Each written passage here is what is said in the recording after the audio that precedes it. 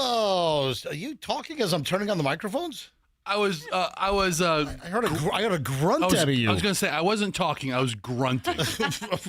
I heard a Yeah. the crescendo is coming to the show up, and I hear a grunt out of Fester. I'm like, oh my God. I grunted. Welcome, everybody. Spring break is upon many. The eve of spring break, because most of the schools are out next week. I asked Andrew to give me the rundown.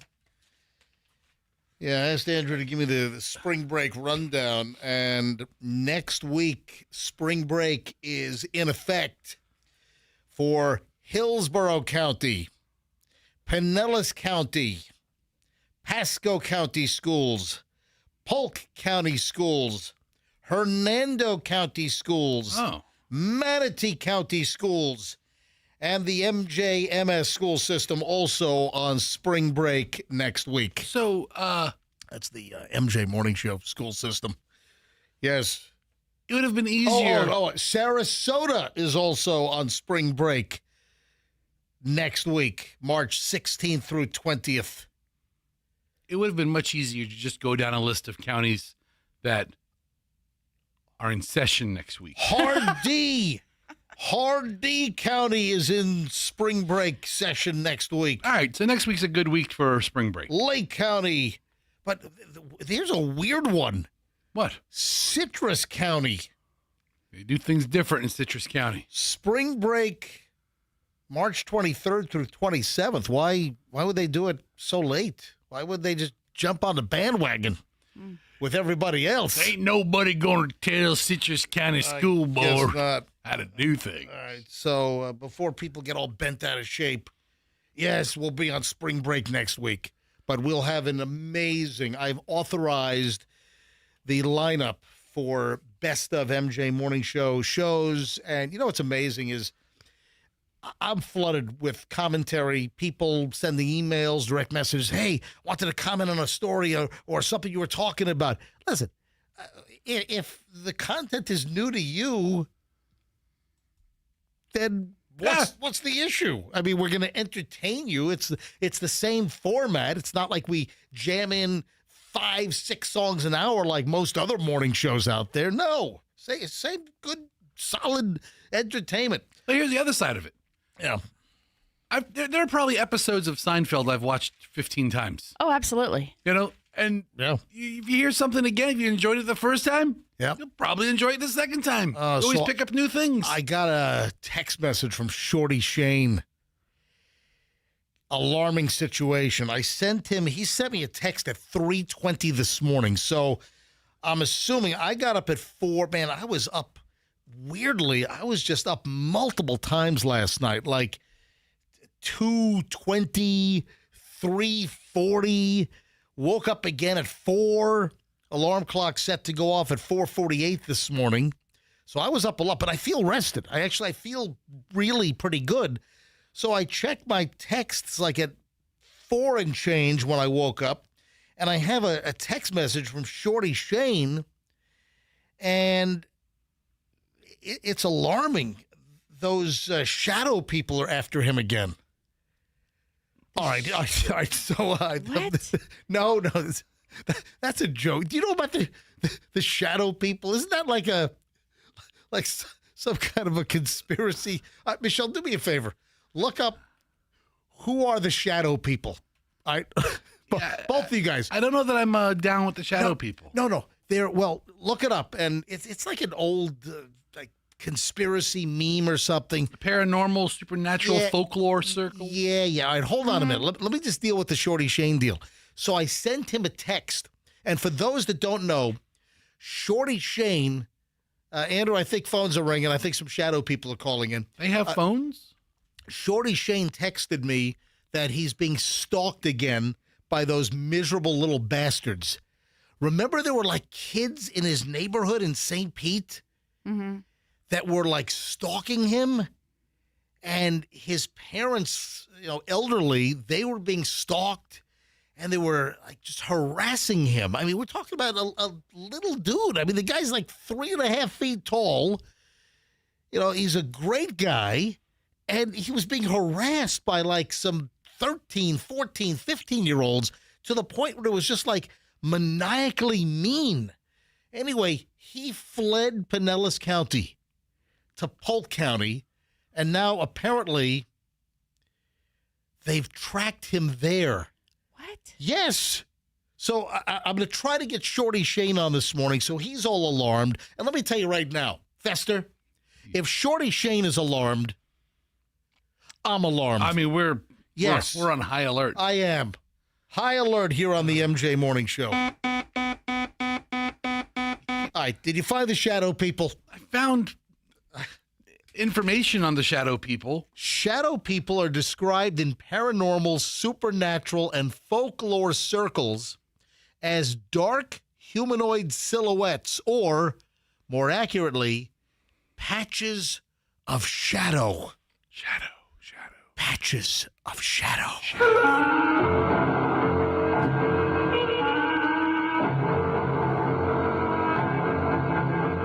And these patches of shadow move with intent, often seen in peripheral vision.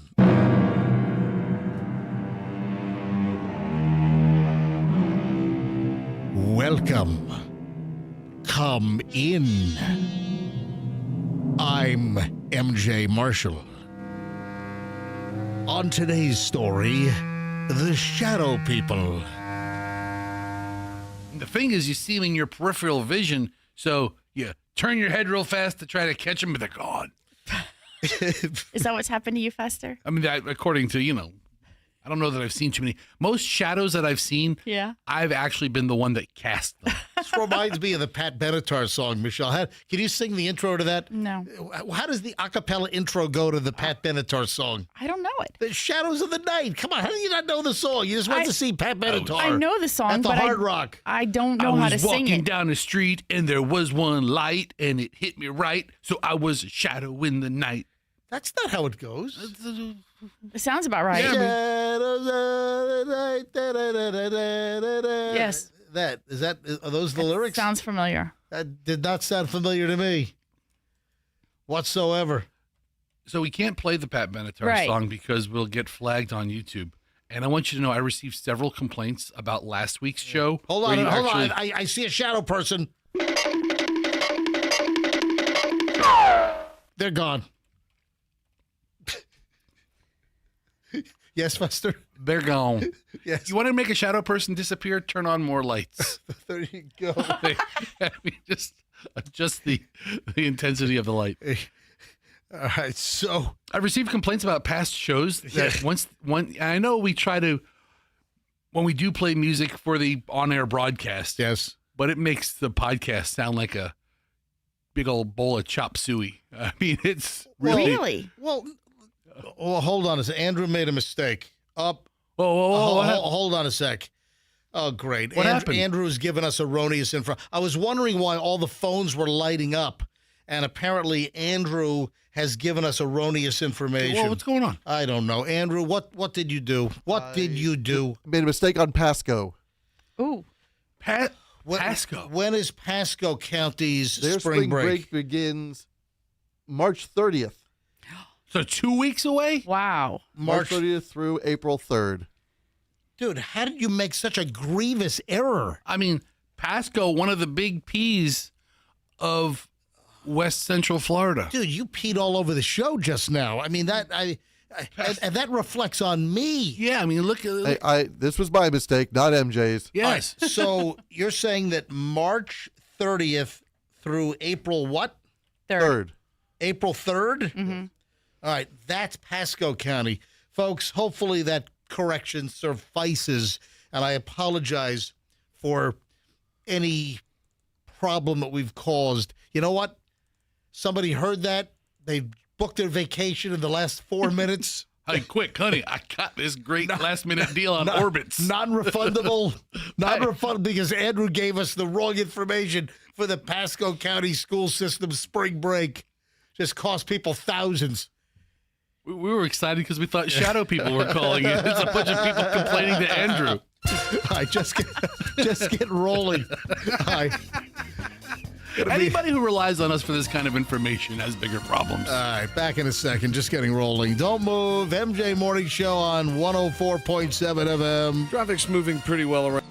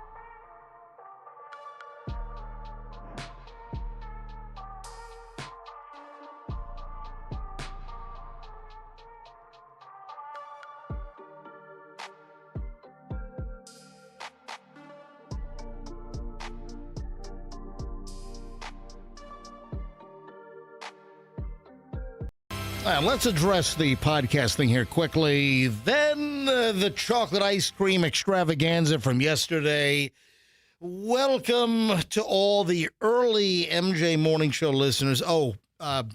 We've got like a drink box mystery in here. We do? Something weird popped up. We'll get into that. Drink box mystery coming up on the MJ Morning Show. All right. Whoa! All right. First, though, you were bringing up the fact of, were you getting complaints about the podcast getting choppy? Oh, let me tell you what I'm getting complaints about.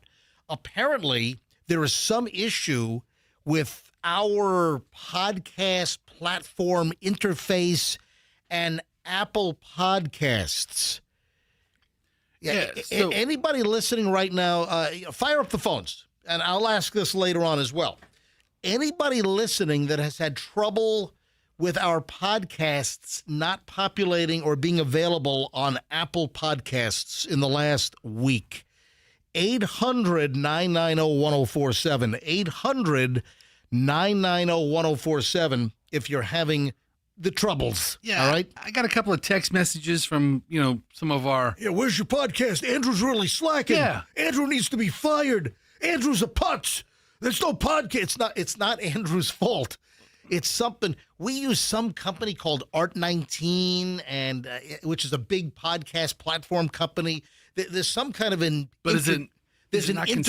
I'm sorry. Go ahead. There's an integration issue. Something's happened. Some coding crap.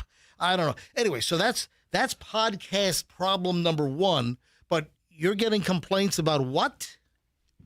One, the podcast going up. You're right. That's a big part of the problem.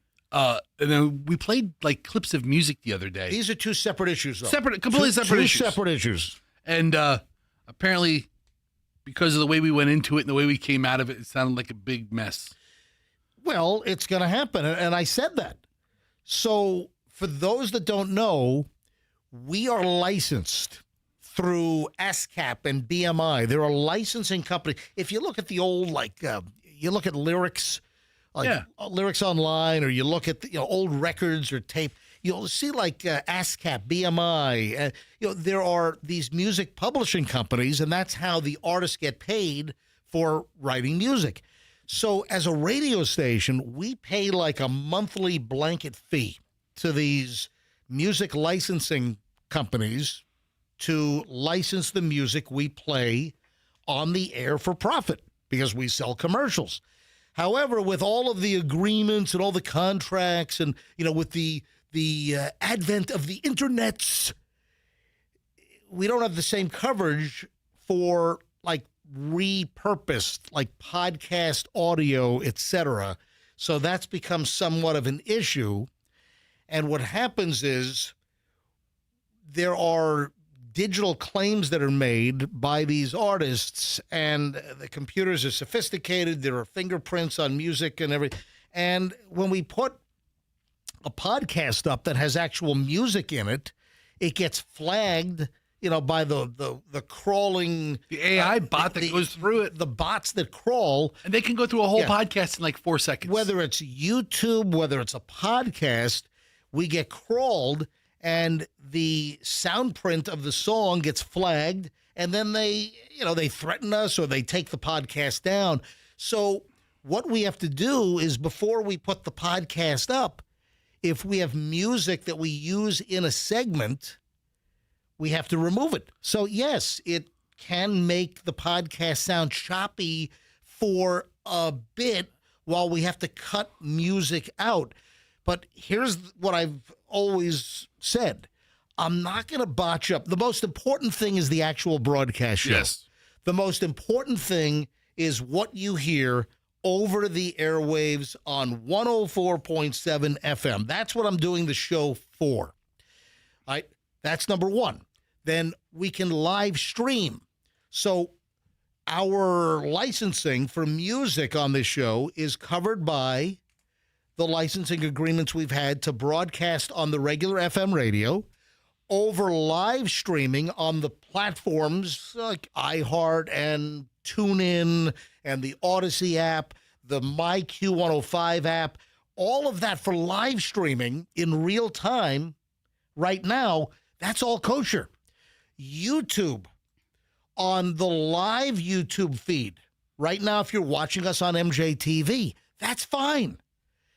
It's the replays that get us all curmungled up good. That's what screws us up. So I'm not going to screw up the show. I'm not going to not do a segment that I think is great with all kinds of music chunks or clips. What was the recent one that we played all the music chunks on? Do you remember? Was it the Rock and Roll Hall of Fame?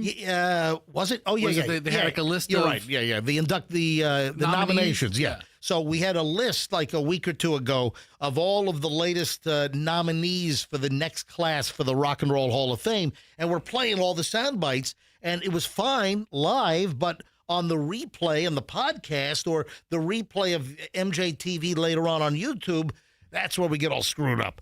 So then Andrew has to cut all that out. And yes, it can leave for a choppy replay on a podcast, but I'm not going to screw up the live show, or I'm not going to truncate, or I'm not going to deprive the quality of the original broadcast just because, I don't want the podcast to be choppy for 2 minutes or whatever it is. A couple of weeks ago, Yeah. that guy died. That guy died. Thank you. Who died a couple very weeks descriptive. The guy from Dawson Creek. James Creek. Vanderbeek? Yes. James Vanderbeek died. And we played the theme song Yes. to Dawson's Creek. And we didn't really think about it. Yeah. But we just played the I don't want to wait. Mm-hmm. And we didn't For really my life to be over, Yeah. right? That thing? we didn't play 10 seconds of it. No. But we just played it to refresh everybody. This is the song. Flagged! Problem! Well, that was it. I was here late that day. Andrew had the podcast uploaded, and he's like, "We got flagged for the theme of Dawson's Creek." And then, Andrew, is this true that YouTube or the podcast platform will cut it out manually sometimes? The audio podcast will not automatically cut it out. We risk getting flagged and getting pulled off the platforms. Flagged! Flagged. Off the platform! You've been flagged! Flagged. Flagged! Flagged! Off the platform! Yeah. You're cruising for a flagging. You're mocking the system right now. But anyway. You mean I'm nagging for a flagging? You're nagging for a flagging. So that's the situation. A little, behind the scenes, how the Jell-O is made here on the MJ Morning Show. Does that suffice? Yeah. My dad used to say you're cruising for a bruising. Yeah. Yeah. I mean, a lot of folks have said that. You're nagging for a flagging. That wasn't your dad's but that was exclusive invented terminology. But he'd always start it with Mister. Right. Listen, Mister. Oh, yeah. Oh. You're cruising for a bruising. Yeah. What were you doing? Whatever I did. Listen. Cruising for a Was there? What else did I want to mention here? There was something else I thought I teased. No? I don't know. I don't remember now. No. Hey, I'll get into this later on. Both of our kidlets are coming home for spring break. That's great. Yeah. I'm so excited. Chloe comes back. Got a little issue, though, which I want to address. Yeah, Chloe's coming home for spring break, and Julian both coming home today. So I want to address that coming up in just a bit. I have, my friends, a very tasty pile of morons in the news. And guess what? The morons in the news. Yes, Fester. It looks like you have something else to say? No, I'm waiting to see how you finish your triumphant sentence of morons in the news. And I'm waiting. I think you're going to say, are coming up next on the MJ Morning Show. Yes. Okay. Yes, I've got the morons in the news. You really built it up. I have. I've got big morons in the news next here on the MJ Morning Show. Hey, so International Diamond Center, IDC, they've got their big, huge event this weekend. So the weekend starts tomorrow, Friday, which is the 13th. So this is big. Tomorrow, Saturday and Sunday, March 13th, 14th, and 15th, it's IDC and the event that people wait all year for. This is the time to get her the ring of her dreams. It's the IDC annual Tacori and Verragio Bridal Weekend. It's the world's most renowned ring designers. They will be here on the IDC stage with hundreds of new trending styles. For this event, get special incentives on these exquisite Tacori and Veragio rings. Save up to $4,500 when you buy the engagement ring and the wedding band together. Or you can take advantage of 36 months, zero interest financing. And all new this year, if you're looking for a lab-grown diamond, IDC's got you covered. In fact, if you buy any Tacori or Veragio setting, IDC will give you a lab-grown diamond free, up to 5 carats. I mean, imagine that. It's incredible. IDC, this weekend, the huge event, 13th, 14th, and 15th, International Diamond Center, Tampa, Clearwater, Lakeland, and Sarasota. And tell them that MJ sent you. WeatherTight Mike, WeatherTight Windows, WeatherTight Mike wants you to call him first. Call him in the middle. Call him last. Call WeatherTight Mike 3 times to get your windows and doors replaced. Listen, bottom line is nobody does window and door replacements like WeatherTight Mike. What a reputation. People love him. I get comments all the time. MJ, thank you. I heard your commercials on WeatherTight Windows. I've seen them on the TV, eating the cookies and everything. But you really sold me on the deal, because if MJ says something's good, it's gotta be good. So WeatherTight Mike uses PGT custom windows and doors. That's number one. So here we have PGT custom windows and doors, which are made here in Florida, designed here in Florida, but then you have the installation by WeatherTight Mike, which is 50% of the equation. You got to have a good product, but you got to have equally great installation, and that's WeatherTight Mike. For replacement windows, you want to get hurricane windows, do it before the rush, before hurricane season. It's weathertightwindows.com. Tell them MJ sent you, and don't forget the cookies. When it comes to a very unfortunate event in your life, like a car smash 'em up. Yep. Maybe the thing blows up too. All right, but you miraculously walk away. All right, let's. What are you laughing at over there? I mean, thank God, right? I mean, you walk away, thank God, you're alive. So if somebody rear-ends you and that calamity ensues, what do? You call the Kemp Law Group. Accident or fall, you call Kemp Law. Listen, bottom line is you've got some turds on wheels. You've got some really bad drivers out there that are just looking to screw up your day. And when they hit you, you deserve to recover. Let the Kemp Law Group go after them and their insurance company. You don't pay a dime until they recover. You have a slip and fall in a store, negligence, no fault of your own, you're hurt, recover. It's KempLaw.com, and tell them that MJ sent you. Traffic's on 6:35. Let's grab Schreiner with the latest Morons in the news. MJ Morning Show next. We have an accident on...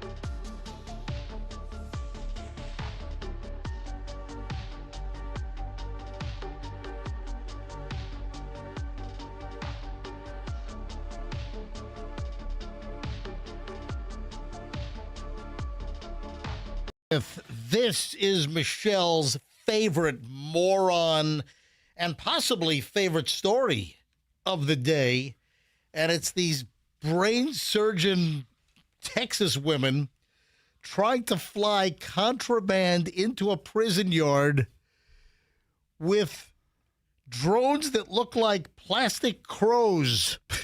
the black, Oh, wow. the black crows. I mean, they were being pretty clever about it, That's next level. right? Yeah. Ladies and gentlemen, the Black Crows here on the MJ Morning Show. 2 Texas women have been arrested after allegedly using drones to fly plastic crows containing drugs, phones, and tobacco into a Louisiana prison. We don't want no fake crows landing here in the prison courtyard. Tell you what, it might be good to have some crows at that crawfish boil and just kind of mix things up just a little bit. My grandpappy used to have a little crow gumbo. You catch a crow, you can eat it. Ain't no laws in Louisiana about eating crow.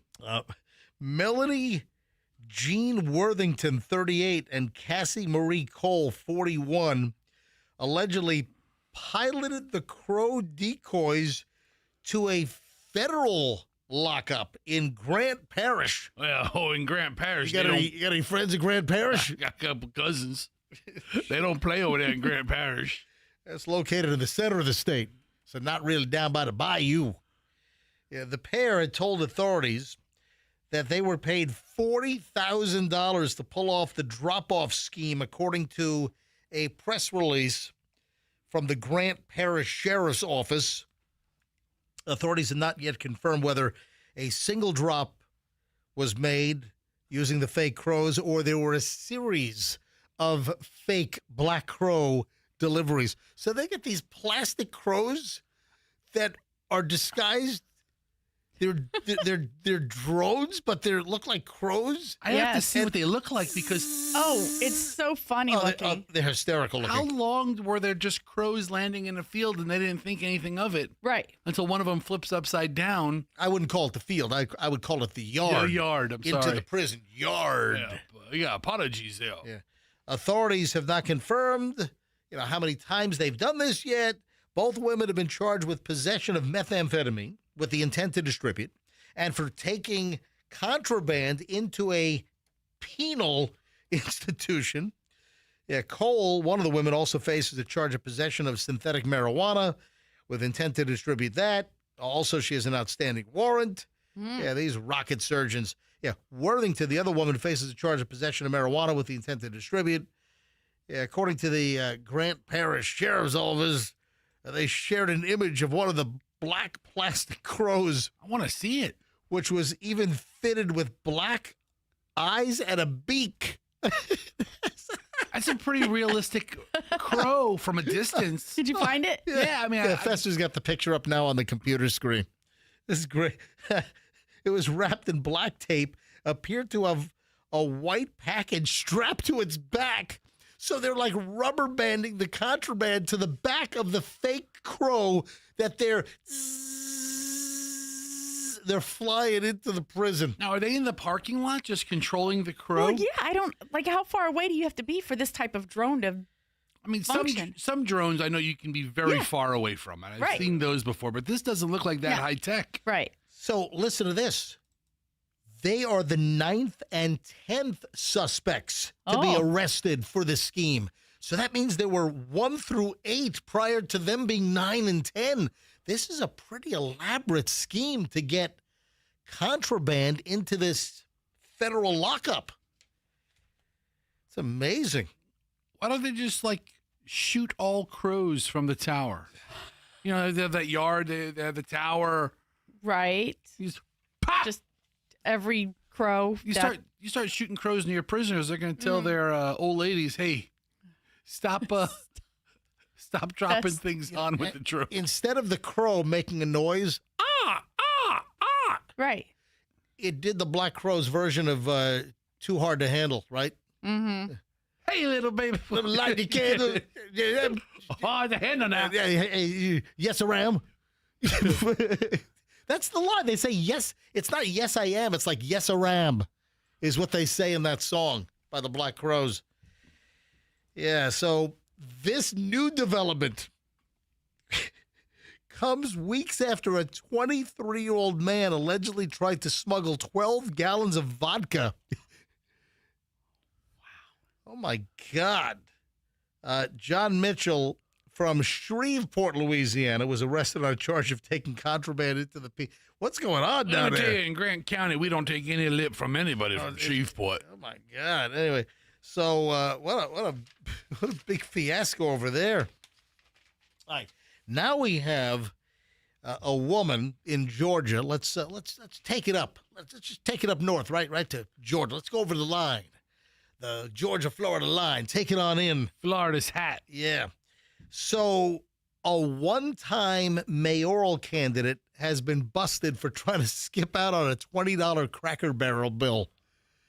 You gotta be hard up, man. You have some troubles if you're walking out on a $20 Cracker Barrel tab. Yeah, she dined, she dashed, and now she's dashed into police custody. Yeah, this one-time mayoral candidate up in Georgia busted, skipped out on a bill just under $21. Shakita Maxwell. Shakita Banana. I'm about to say, is she related to the Banana No, Empire? it's not Chuckita. It's not Chaquita.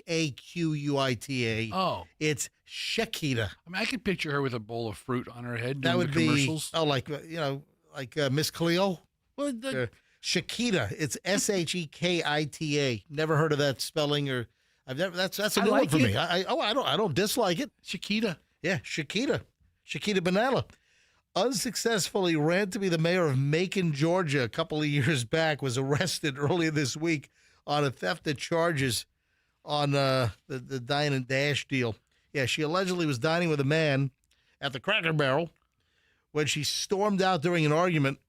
The man told cops that Maxwell had agreed to cover her half of the check, but left without paying. So he paid for his. He's good. And she has had a warrant out for her arrest for a while. They finally tracked her down. Yeah.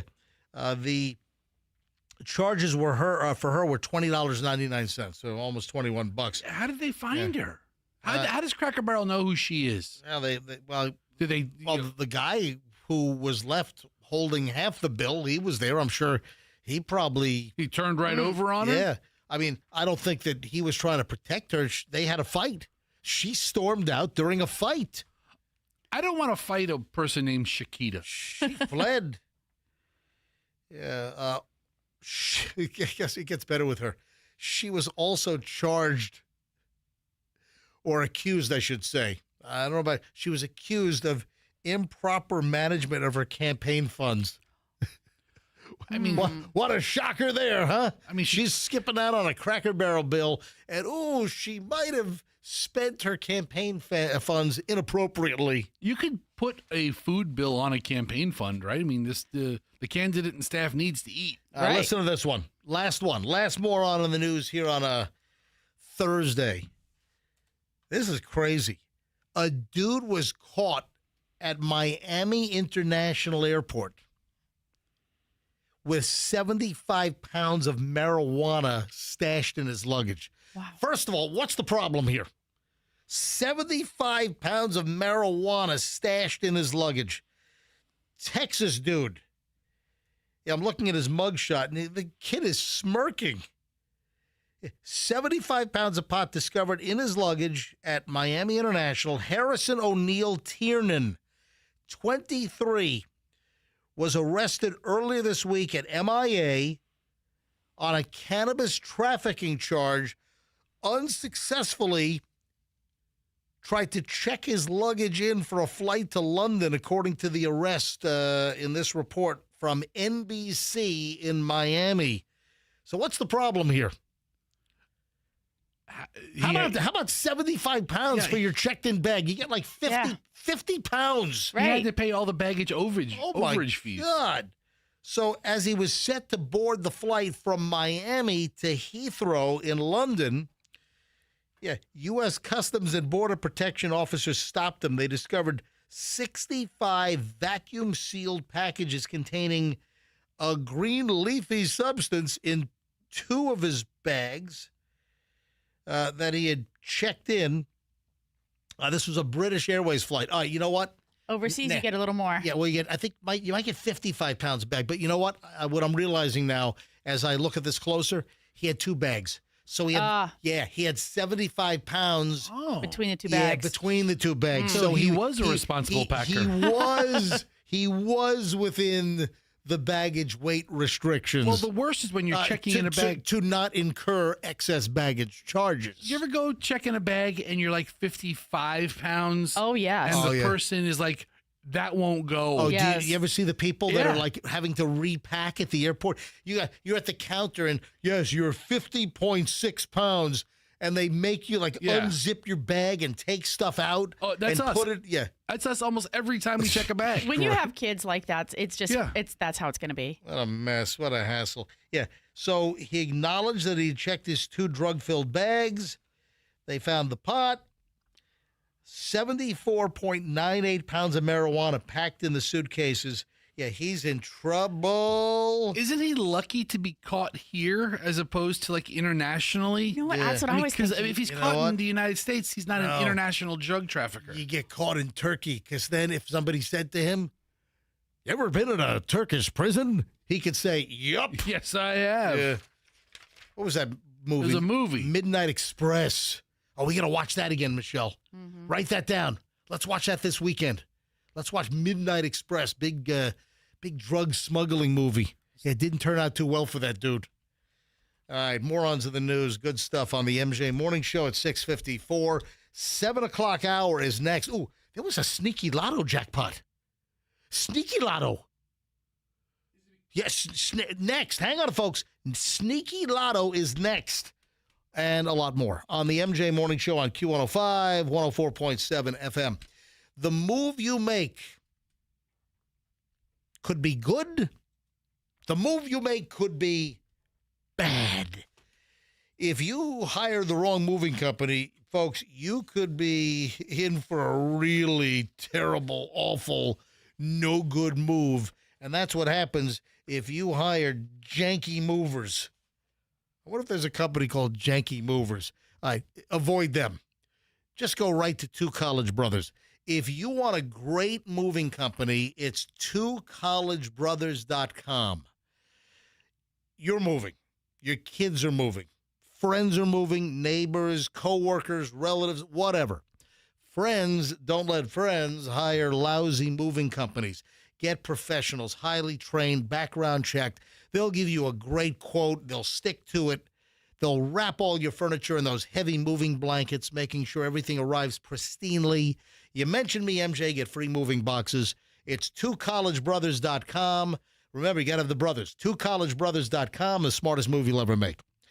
Now, when it comes to Toyota, where do you go to get a great Toyota deal and just really an overall phenomenal experience? I'll tell you right now, you go to Miracle Toyota in Haines City. So attention, Polk County.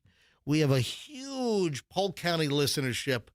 Support MJ Morning Show advertisers. Here in Lakeland, get the best deal over in Haines City. Go to Miracle Toyota, part of the Murphy Auto Group.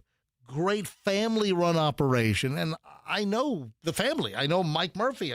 It's Murphy Auto. He lives in my neighborhood in South Tampa, and he's a great dude. Get a great deal, get great treatment. Always great things happening at Miracle Toyota. For instance, this month, it's the Pot of Gold raffle. Yeah, go to Miracle Toyota in Haines City. Guess how many pennies are in the pot of gold. If you guess correctly, you'll win $500 cash. No purchase necessary. It's Miracle Toyota in Haines City. And tell them that MJ sent you. Traffic's on 656. We're back in minutes. in Hillsborough on I-4 westbound.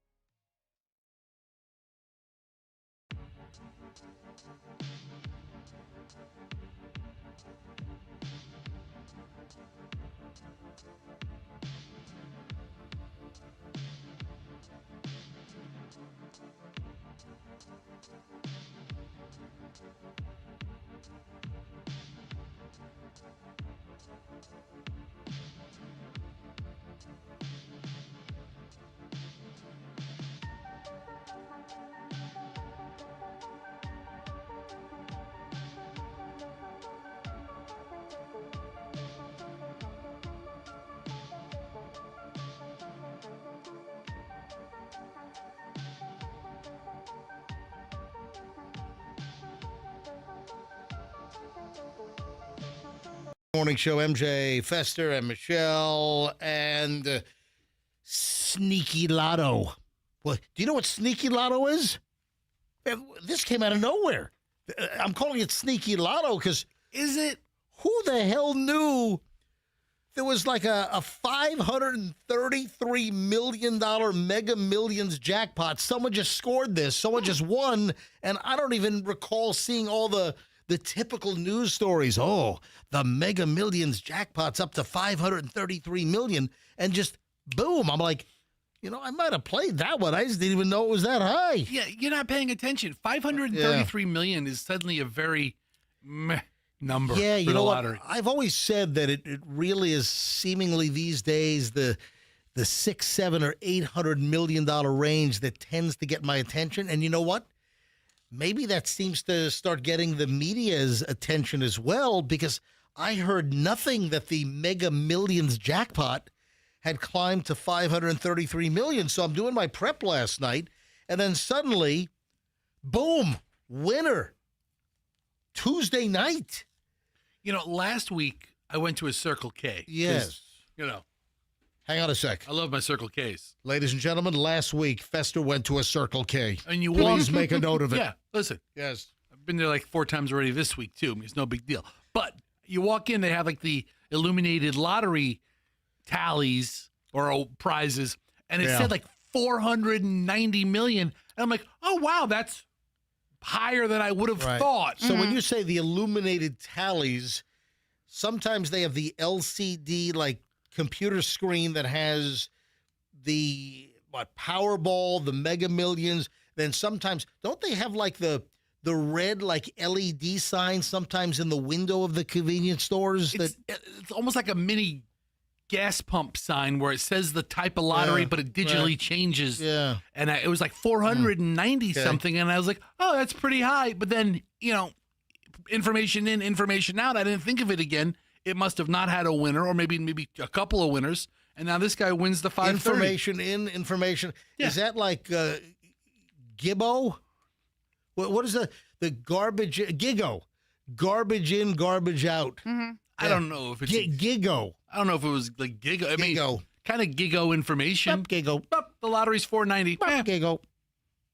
I have it. I see it. I process it. Right. I don't think about it again. Yeah, I saw this last night. I'm doing show prep. I'm like, I had no idea the Mega Millions was that high. Yeah, a player in Illinois won. This is like sneaky, quiet, little big win. $533 million jackpot.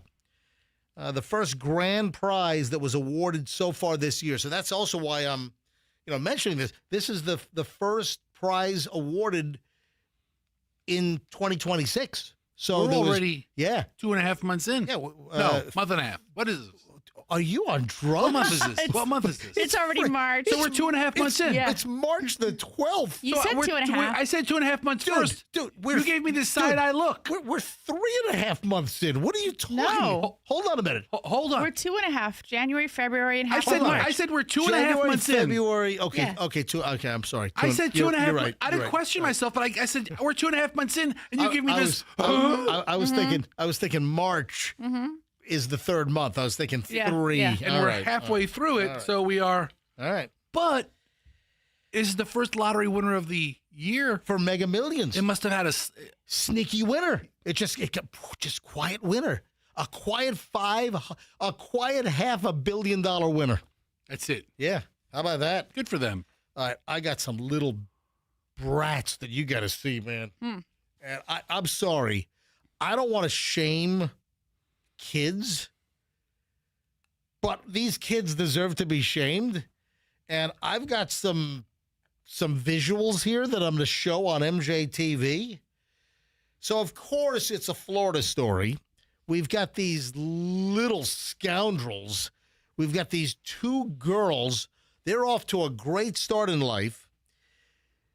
They were laughing about a school murder plot, and they were more concerned about making sure they look good in their mugshots. One of these girls, hey, little honey, I don't care what you do about looking good in your mugshot. Nothing gonna work for you.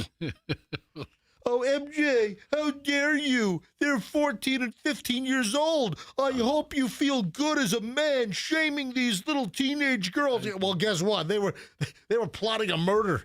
All right, Murder spree. One of them is an exceptionally ugly 14-year-old. All right, well, hang on a minute. So, oh, God, there was nothing that was going to make her look good in her mugshot. So we've got these two teens here in Florida plotted to savagely kill a classmate. They were caught on camera joking about the murder and discussing how they were going to look good in their mugshots shortly after they were arrested. Didn't work out that way. Wow. Lois Olivios Lippert, 14 years old, and Isabel Aurelia Valdez, 15, wanted to, and this is sick, they wanted to resurrect the Sandy Hook, Connecticut shooting. All right. And guess what? They were captured on the in-police car video in the back seat, all yakking it up good. See, a lot of people don't realize this. You get cuffed and stuffed.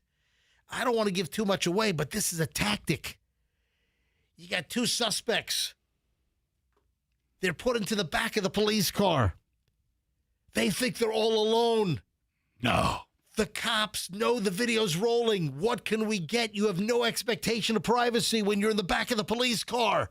Happens all the time. The two suspects, the two involved in whatever the crime might be, they're put in the back and they start yakking. They start incriminating. You stupid idiot. I told you not to steal that. You know, I mean. Do we have the audio? No. Oh. But this happens all the time. Again, I was on a recent ride along where there was a situation where there were issues, and 3 people were arrested. 2 were thrown into the back of one of the cop cars, and videos rolling. And then they can go back and see if any confessions, admissions were made. And these 2 dopes, this 14 and 15-year-old, I'm about to show their images, their mugshots. I want you to see the mugshot of one of these girls that was really concerned about looking good in their mugshot. So we'll get, and I'm waiting for someone to say, MJ, how dare you? You're shaming a 14-year-old girl. You're shaming a 15. They were plotting to murder one of their schoolmates, and they're joking about Sandy Hook. Give me a freaking break. I'm looking at the video now, and they're just sitting back there in the backseat of the squad car, laughing it up, having a good time, just chit-chatting away. I don't think there's audio on it, because when I looked at it last night, go ahead and hit play. Bend over and cough. Oh, okay, all right. So, wait a minute. The video that I saw last night did not have audio. All right, so hold on a minute. If it's good, we'll listen to it. I'm sure it is. I don't know what kind of language they're using. Listen to this. The 15-year-old Valdez went by the name Jimmy. So Isabel Aurelia Valdez, her name was Jimmy. She went by Jimmy. I mean, inexplicably. We don't know why she was called Jimmy. She looks like a Jimmy. God. So they're not in the back of the squad car, or it looks like an SUV. No, they're in the back of a police car. But listen, they're not like stationary where there's no officer. They're driving down the road. No way. Oh, yeah. They're currently being escorted to the prison. And they're laughing. And they're laughing and smiling. And in the back of the car, I'm watching the video last night, and they're laughing and giggling. Here, peep in on them. So, hang on. I'm going to play that in a second. So, one of the girls said, I'm glad I don't look too bad today. Valdez then replied, at least they will see me in the mugshot suggesting that they become famous in the true crime community. What's wrong with these girls? So they're from Altamont Springs. So this is just, to the east of us. This is, just the other side of Orlando, Altamont Springs, Winter Park area. They were arrested back in January. A tipster snitched on them about their plans to murder a classmate. A tipster gave a tip on them. Yeah. So you make Yeah. it sound, I snitched on. There's a negative connotation Yeah. with snitching. So there was a tipster. Somebody did the right thing Yeah. when they heard some information about potential violence at a school. Absolutely. Okay. All right. So they planned to murder a classmate. And, this is nuts. Okay, it sure is. All right. So before you play the audio, Yeah. I want to show our viewers on MJTV. I want to show them one of the girls that was concerned about looking good in her mugshot. Are you ready? Michelle, have you seen this yet? No. I need an instant verbal reaction from you, and then I'm going to show it to MJTV. Are you ready? Here's one of the girls. Boom! Yeah, mission not accomplished. Just as long as we look good in our mugshots, I'm holding this up to MJTV right now. Holy schnit! Holy schnikes! Oh my God!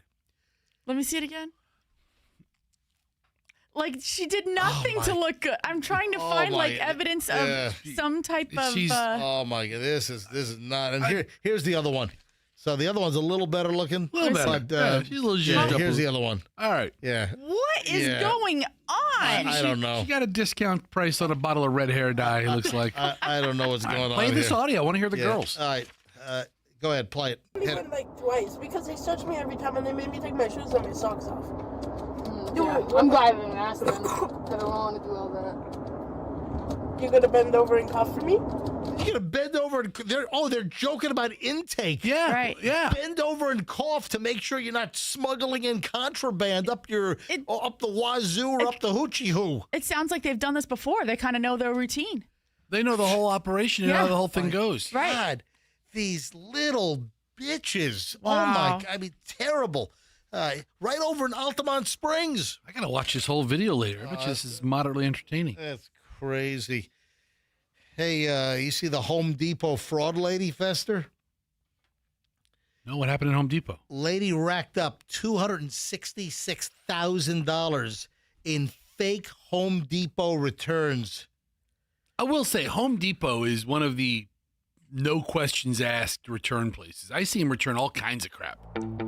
If you want to rip us off, come to the Home Depot, because this weekend you could rip us off sideways, where scamsters get stuff done.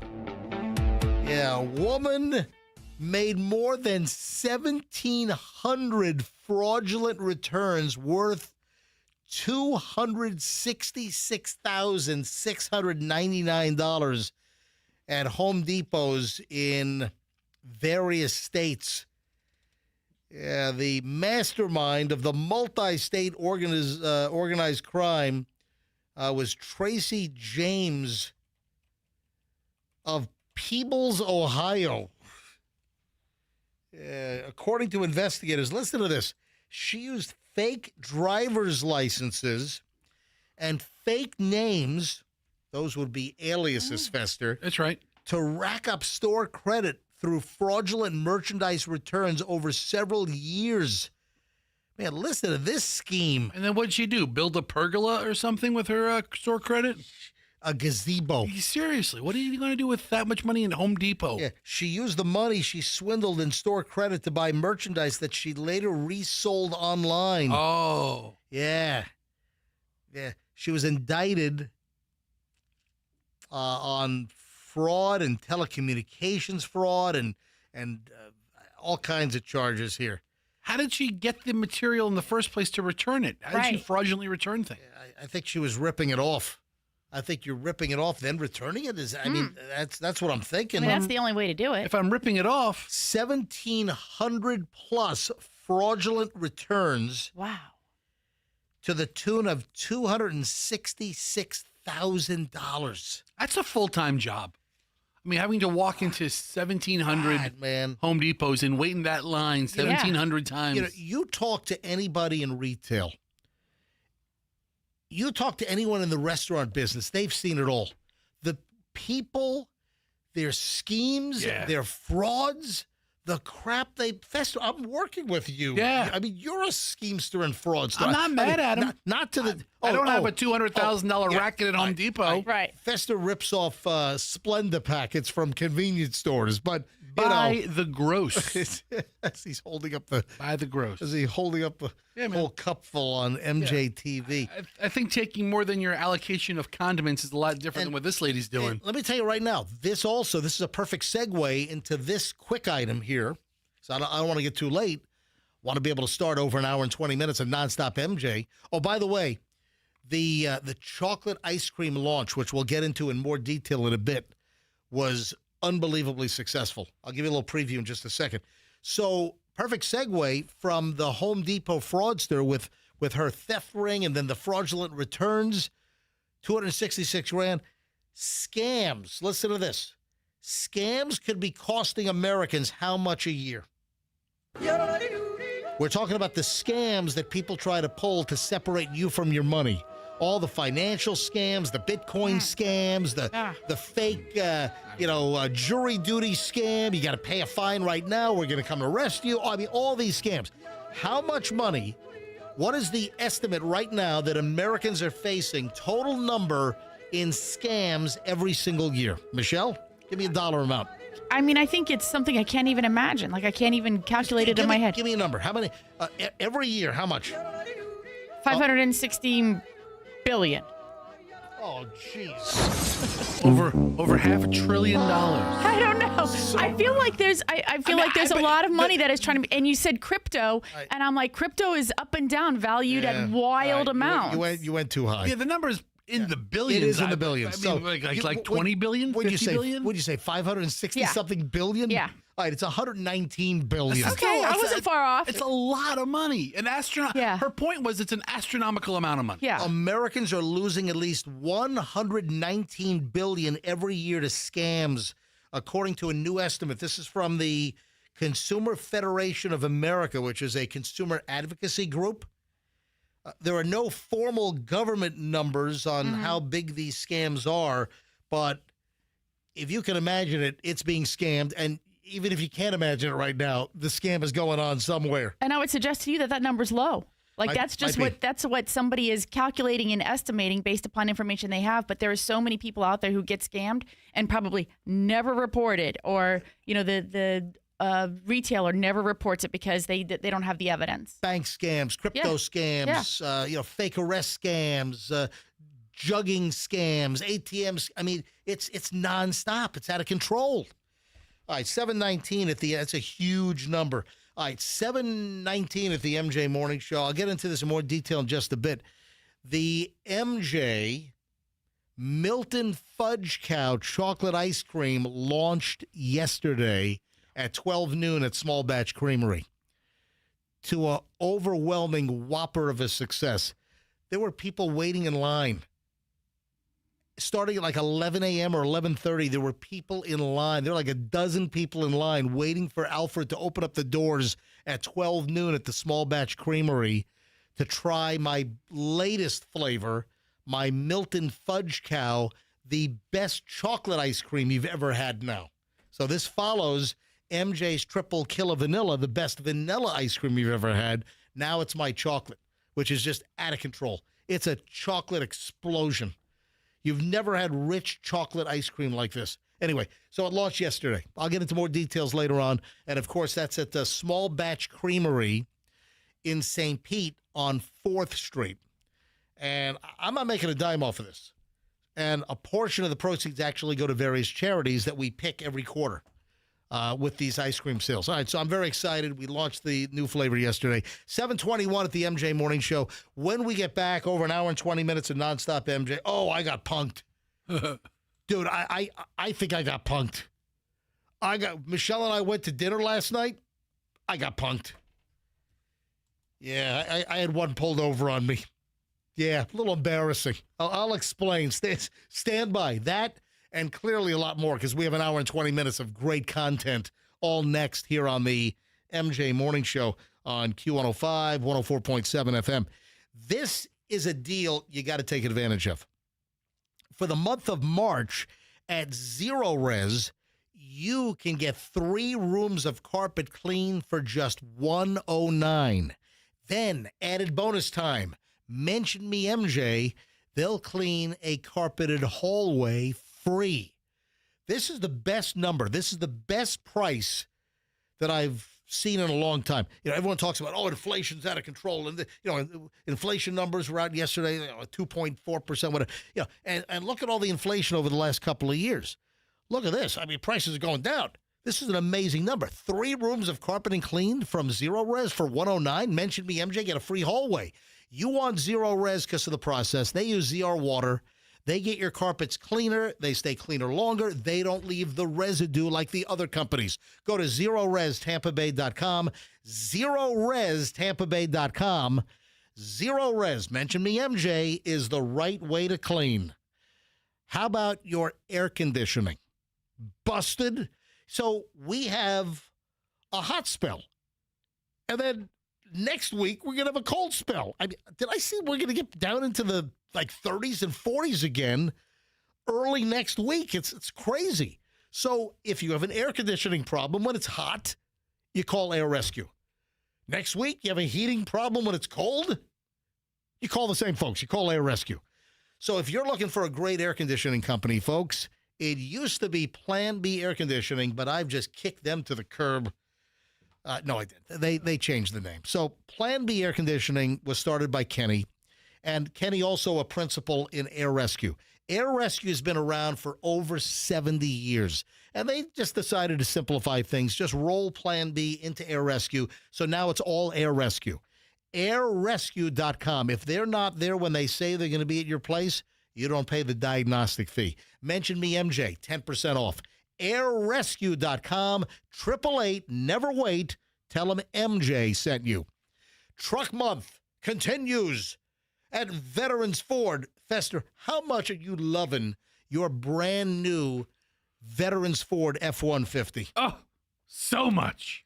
You're just looking better. It's great. It's beautiful. I mean, I was watching you drive those janky 20-year-old vehicles for, I'm excited for you. I'm happy for you. You're driving a brand new F-150 from Veterans Ford. I'm excited you're excited. Well, thank you. You're welcome. All right, listen, Truck Month is on.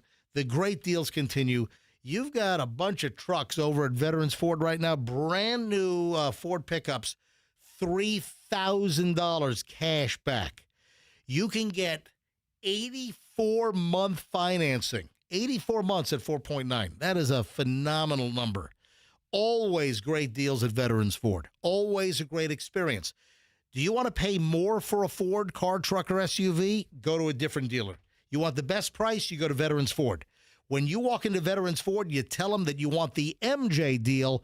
No other Ford dealer in town will beat them. Veterans Ford, Linebaugh, and the Veterans Expressway, and tell them MJ sent you. Traffic's on 725 MJ Morning Show. Back in just a minute. Stand by. In Hillsborough.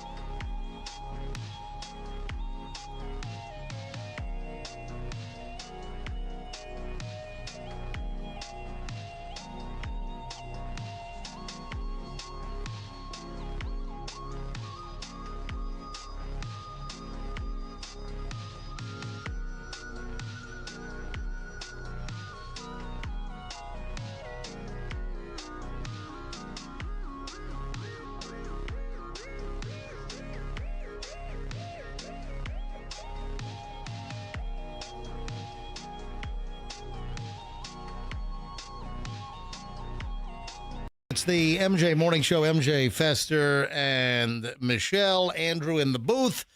And here we go. Long chunk of content, no music, no commercials, no nothing, just entertainment. Well, we just say you just got a call from the Hillsborough County Public Schools on your, this is an automated message on your cell phone? When did this come in? So my kids go to public school in Hillsborough County, Yes, and I they imagine do. all the other counties are somewhat similar. I get a lot of automated calls, and some are more pertinent than others. This is an automated message from the Hillsborough County Public Schools. I missed a call at 7:16 because I was on the radio. Oh, and then they Leave a message. It left a message on your voicemail. The message is that one school route in one elementary school in Plant City is late. Oh, no. Wait a minute. Those kids are going to be late. Yeah, but Is that supposed to go out to every single? do I need to know that? No, you don't. Hold on. Are you gonna play this? This is Hillsborough County Public Schools Transportation Department with an important message. Route 6144, going to Walden Lakes Elementary School, will run late this morning. Hello, this is Hillsborough County Public Schools Transportation Department with an important message. So one school route at Walden Lake Elementary is running late. In Plant City. Yeah. So And I'm concerned for those kids. I mean, that's important. I don't want them staying out there in the dark waiting for their school bus. how many kids are in the Hillsborough County Public? Like 250,000 kids? Michelle, look this up. I just did. How many kids? My guess is 250,000 kids. 212 is what AI came back with right away.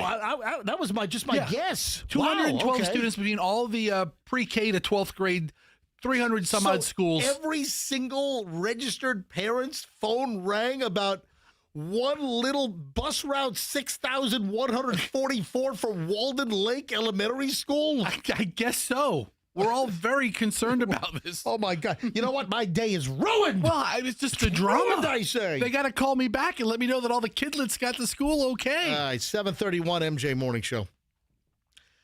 I think I was punked. Last night at dinner? Yes. Where'd you go? I'm going to leave that out of the discussion for right now. Okay, it's one of those stories. It's a place I like. It's a place that Michelle and I both like. We went out to grab a quick bite, and it turns out that the owner, or one of the owners, sometime last year gave me a couple of gift cards. Hey, couple of gift cards. You're a regular customer. Enjoy. Come on by. Come on by. Gave me a couple of gift cards. Okay, that's cool. They've been sitting around. Thank you. Michelle, how many times have we been there where I just paid with a credit card, didn't even worry about the gift card? Oh, too many to count. A lot. We've been there a lot of times. So you're a regular at this Oh, we Yes, are a regular. yeah. Okay, all right. So finally, I'm going through like one of my junk drawers at home with all kinds of stuff, and I have this little pile of these little gift cards that he gave me. And you know what? I'm going to use one of these gift cards tonight. I had a $25 gift card. I've got several of these things. I think I've got like 4 of them. I think he gave me 4 $25 gift cards. And finally, I'm going to use one. You know, Great. And that's the thing about gift card. You're using it at your leisure. Yeah, things are a little tough right now. So I'm gonna use the gift card, right? I bet. So $25 gift card. We have our dinner. Check comes. Slap down the gift card along with my credit card for the balance, knowing there's $25 on the card. Took a while for them to come back with the folding.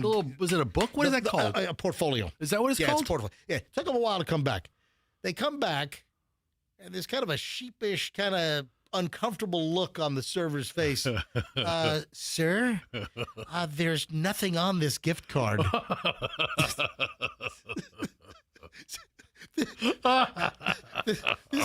This gift card is blank. It's got 0 balance. So we put everything on your MasterCard. Yeah. We charged the card that you gave us for the balance. So was I punked? The owner of the place gives me like 4 $25 gift cards. I finally used one. And is this a joke? It's blank. There's nothing, 0 balance. So I remember a couple of years ago, I think there's a law that was passed that gift cards can't lose value over time. Oh. Because, you'd buy a gift card Right. and you had 1 year to use it, and Yep. then it would go down by 10% a month. Yep. And then the company would never bring it up again, and you'd lose the value on it. Well, Yeah. you know that gift card non-redemptions, it's huge. It's billions and billions and billions of dollars. That's why businesses, they love to sell gift cards because there is a reasonable percentage of these cards that are never redeemed. And what is that? That's free money. Yeah, just straight Just profit. Straight pure profit.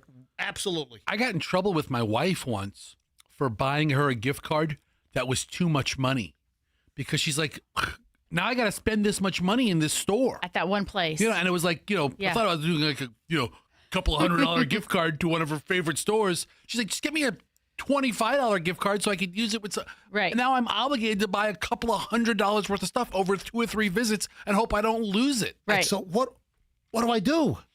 What do I do? I mean, here do You know the owner? Yes, I know. I have the owner's cell number. It's like, do I call?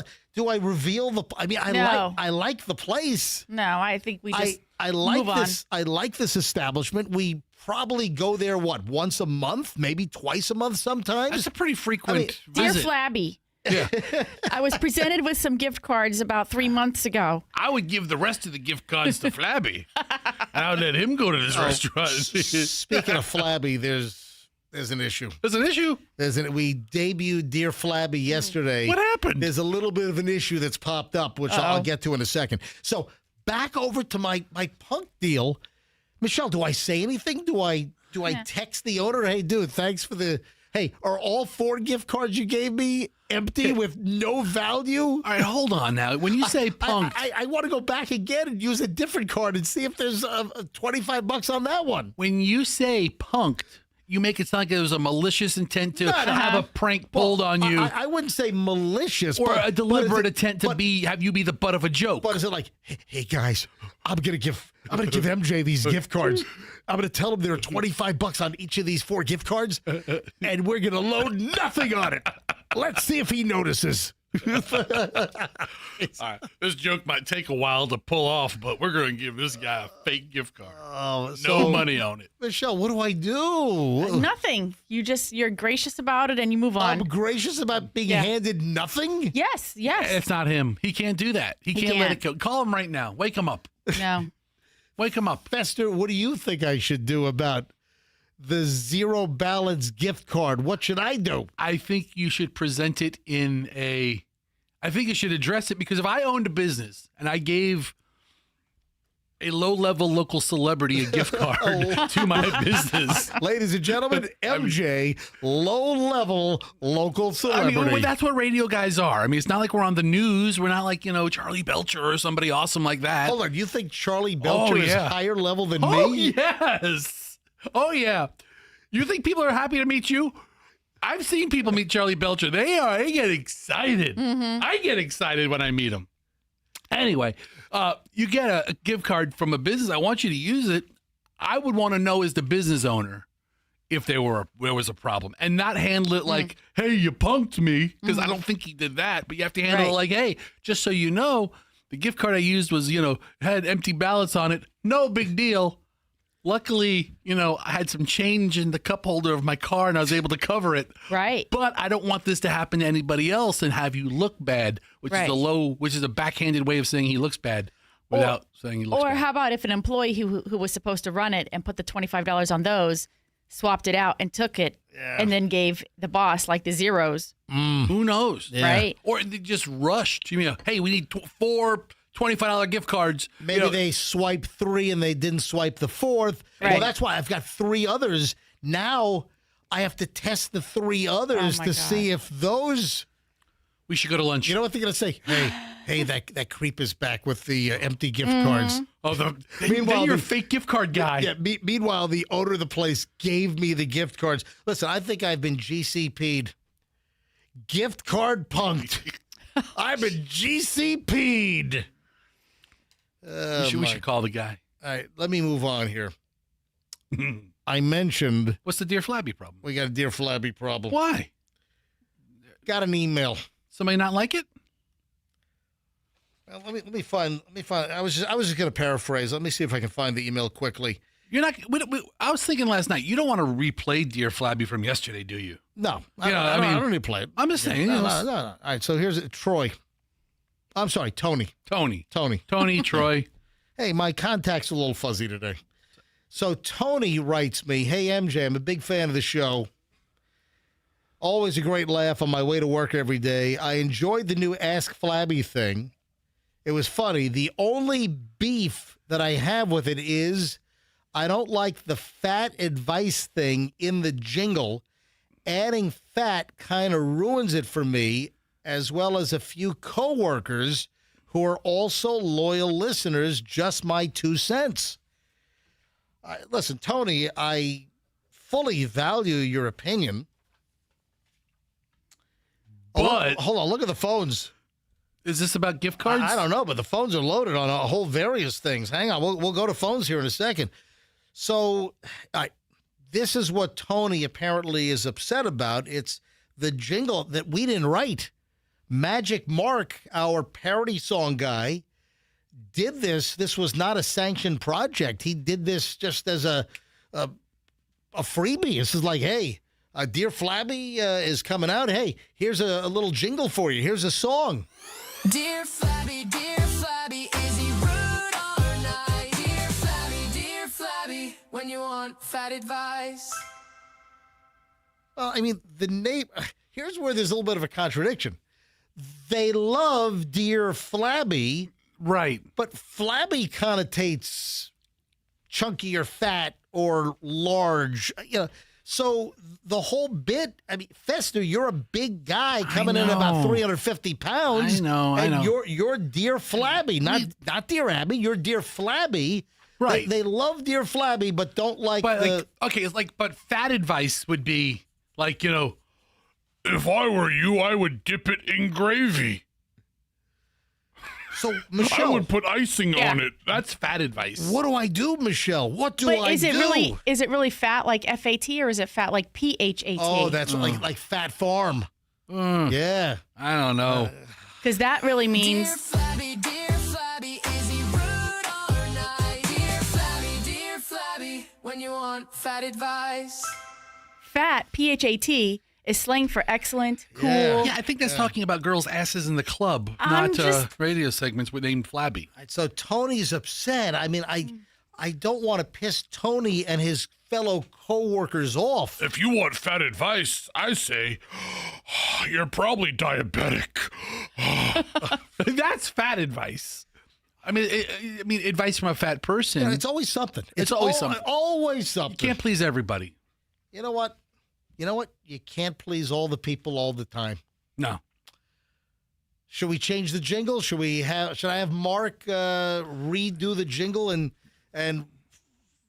what other? Let me listen again. Dear Flabby, is he rude or not? Dear Flabby, when you want fat advice. All right, so maybe we keep the advice. If we change it to flab advice, would that be different? You know what? Would that make you feel different? Because the term fat might have different triggers for different people. All right, Magic Mark Maynard, can you come up with some additional options for the tagline and the jingle and roll them out, and we'll get to them after spring break week. Yeah, it gives you a whole week or so to work on it. All right, so I want to address it. Phones have blown up here. Why? I don't know. I gotta check. Oh, gift cards, a whole. All right. Scams, gift cards. Fat, commenting on the fat. Let's go. Let's just grab calls here for a bit. A little call segment here. How about Lewis in Pinellas Park first on the MJ Morning Show? Hi, Lewis. You're on. Go ahead. Good morning, guys. How's everyone doing this morning? Doing well. Go ahead. So with the gift card, I think you definitely have to tell the owner. Let them know, hey, listen, I know you probably didn't do it on purpose, but I just wanted to make sure that you don't give out selling the gift cards that have no value, because other customers will come in pissed off. It's right. And you might have an issue with that. Yep. I think you're exactly right. Tell the owner in not a hey schmuckhead type tone, which occasionally you get. Right. Because if you're there every time, you're a regular customer. I don't think you did that on purpose. No. All right. Hey, good. Thank you, Lewis. Appreciate it. All right. He's right. 800-990-1047. That's the number. I didn't even give out the number. People just calling. I love it. 800-990-1047. Erica's in Largo. Hi, Erica. You're on the MJ Morning Show. Good morning, everybody. Morning, Erica. Go ahead. I just needed to add a comment more so. To compare MJ to Charlie Belchure it should be a crime. Yeah, Charlie because Belchure is a has-been. What? MJ is a legend. What? Okay? MJ is more of a celebrity than I've been listening since 1994, getting ready for Largo Middle School, and I'm here to tell you that Charlie Belchure is nothing compared to MJ, okay? And I'm just going to put that out there. And also, I just wanted to add, unless you're pizza, you'll never please everybody, so... Unless you're pizza, you'll never please everybody? I'll tell you, there's some bad pizza out there as well, so... Well, I guess even then. Erica, thank you so much for the kind words. And guess what? You have crushed Charlie Belcher's soul today. Charlie Belcher on Fox 13's. Say it again? He's actually very rude in person. Too. Oh, my God. He really is. He's very, very rude. This is a Charlie Belcher attack segment. MJ, let me put this disclaimer out there. MJ is not saying any of these things. I'm saying them as a listener. Erica and Largo is saying this, not MJ. Well, can I ask, what kind of a rude run-in did you have with Charlie Belcher from Fox 13? So I was in traffic one day in Tampa on Hillsborough Avenue, and he was in the big van or whatever, and I waved to him, and he rolled his eyes at me and rolled the window up, and I was like, dude, I was just saying hello. That's it? I have not watched a segment of his since. What? I mean, that's it? Loyal listener every morning. What if he didn't see the wave? What if he was just rolling his eyes and rolling his window up? This is the best call of No, he made direct eye contact with me. He made eye contact. This is the best call of the year so far. If he comes on, I change the channel. I don't like him. So to compare him to MJ is horrible. That's the worst. I can't even go there. Oh my God, Erica! Thanks for the call. I gotta have a good day. I gotta apologize to Charlie for bringing his name up in conversation. Bester, you opened up a can of whoop-ass on him that you did not see coming. Lisa in Largo is... Sorry, Charlie. Oh, my God. Let me see if I have Charlie Belcher's cell number. I do. All right, hey, Andrew, I'm gonna call Charlie Belcher's cell number right now. I mean, we got to get a hold of Charlie before somebody else does and says, those jackasses on the radio are talking smack and have Lisa in Largo, because that's not the case. All right, hang on a minute. Man. I haven't called Charlie in a long time. Let me see if his cell number works. Going to change it now. All right, Andrew, I'm calling Charlie. How do I put this on hold? Is he out? He's probably out on doing some remote thing somewhere. All circuits are busy now. What? Please try your call again later. I mean, all circuits are busy. Hey, pick up line 11. See if it's going through. It is ringing. All right. Tell if Charlie picks up, tell him it's the MJ Morning Show Live. Oh, but that is the best phone. Oh, we got a voicemail. All right.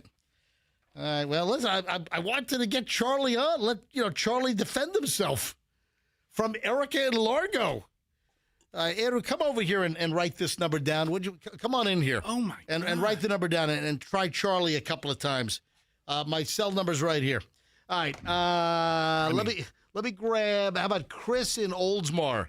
Hi, Chris. You're on the MJ Morning Show. Welcome. Hey, MJ. How you guys doing?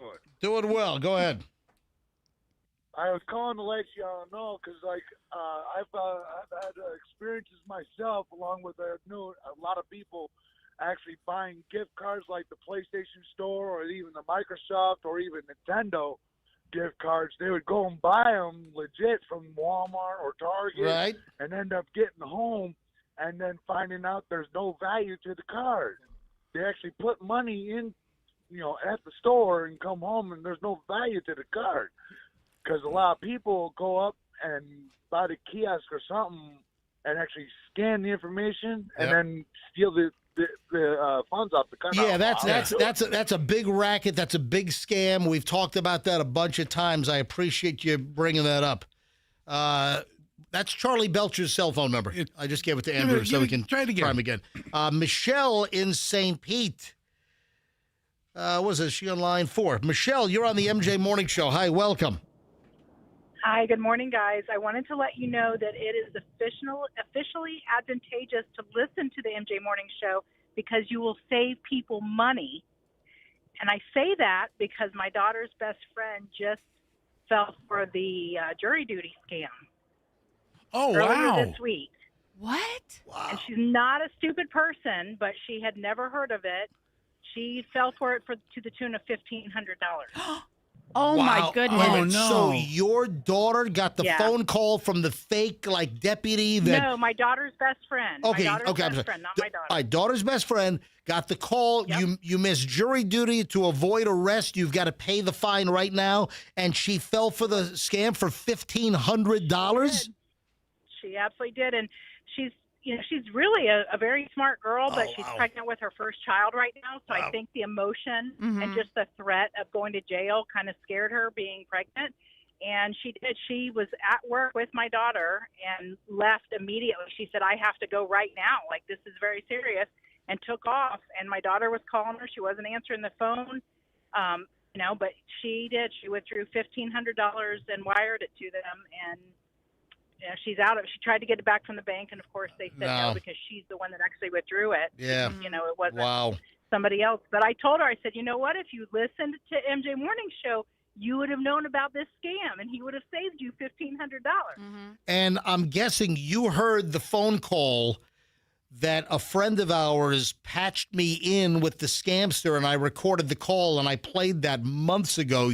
You heard that, correct? I did. I heard, and I've heard you talk about it an additional time as well. I think just last week. Yep, absolutely. And and then sure enough, she had it happen to her this past Monday. Thank you, Michelle. Have a great day. Gina is in Clearwater. Gina, this is like a potpourri segment here.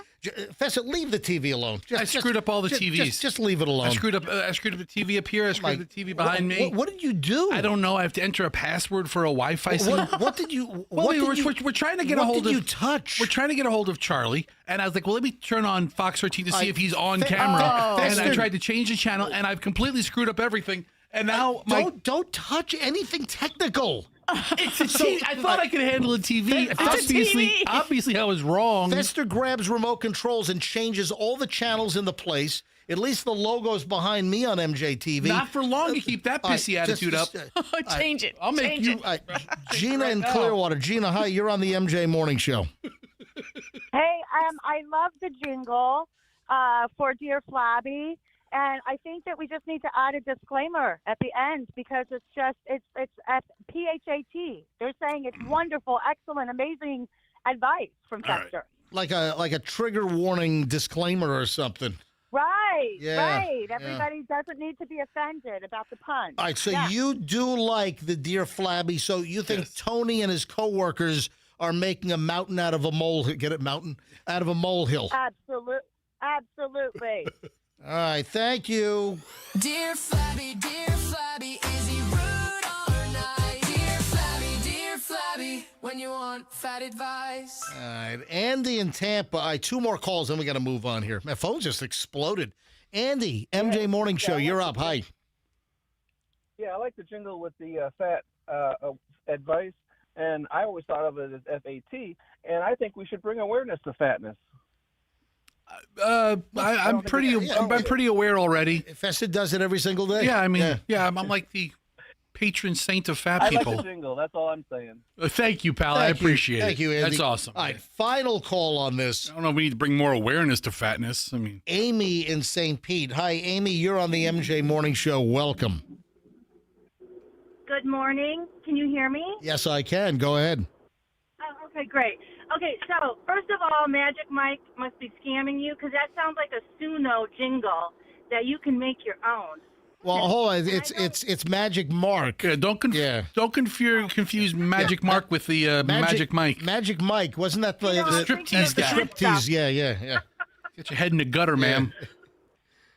Yeah, but I don't like that either. I would think bad advice because honestly, I would think it would be bad advice. But Hold on, you think that? Hold on, wait a sec. I'm more offended by you. You think that Dear Flabby is going to give out bad advice? Yeah. Oh my God! I when Buster was going to do it, I'm like, oh. But then it said bad. I'm like, no, it needs to be bad. Hold on, is that like anything Fester touches turns to crap? Well, look at your technology. He touched a remote, and what happened? Oh, yeah. That brings up. You bring we up. love you. You're great. Ma'am, you bring up a very good point. I essentially have the Midas touch, except with poop. It's the doo-doo touch. Yeah. You wanted to turn to crap, let me get involved.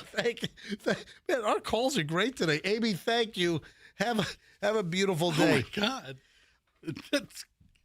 I would like to thank you, Fester. Yeah, you're welcome. Although you've been a big distraction this week with your packets of opening everything and noise you're making. Nobody else hears that, dude. I got a lot of feedback from listeners like, what's MJ flipping out about? Hang on a minute. I'm about to thank you. Okay, fine. So sometimes I get a little perturbed and upset with Fester. All right. However, Fester alerted me to something yesterday, and it was a phenomenal alert.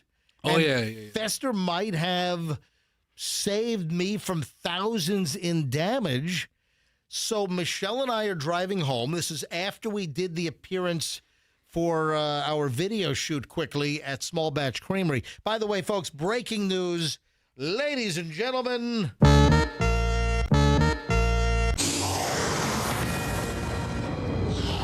Breaking news on the MJ Morning Show. My MJ Milton Fudge Cow chocolate ice cream is now available. Officially, the best chocolate ice cream you've ever had in your life. This stuff is expensive to make. It is. Both my ice creams are. These are expensive premium ice creams. The ingredients are just like the best. Like the vanilla, it's an inordinate amount of real Madagascar vanilla beans, plus high-quality vanilla paste and double-fold vanilla extract. That's why we call it MJ's Triple Kill of Vanilla, because we're using 3 different vanillas to get this amazing flavor. And then the chocolate has the best cocoa available. It's called Valrhona, and it is French processed cocoa. All of the best pastry chefs on the planet use French Valrhona chocolate, and that's what we're using. It's expensive as hell. Then we're using Belgian Calabout dark chocolate calates. It's an expensive product to make, and you're the beneficiary. So now the best chocolate you've ever had is available at Small Batch Creamery. 4th Street, St. Pete. We rolled it out at 12 noon yesterday. We'll do a grand opening, ribbon cutting. We'll do it in next couple of weeks, and we'll give you the time and date where you can meet us again one afternoon or night, and we'll do a whole little meet and greet, and you can come on by. So that'll be coming down the road. You know what a lot of people are doing? Tell me.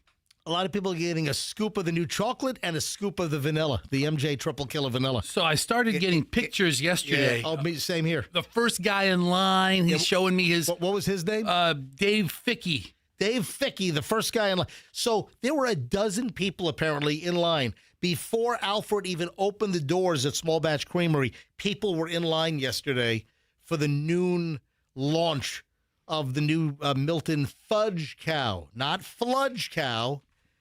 Milton Fudge Cow. Yeah, look at that picture right there. I'm holding it up to the camera. That's a big scoop of MJ's Triple Kill of Vanilla and his Milton Fudge Cow on the bottom. Mm. We gotta come up with a name for the double scoop.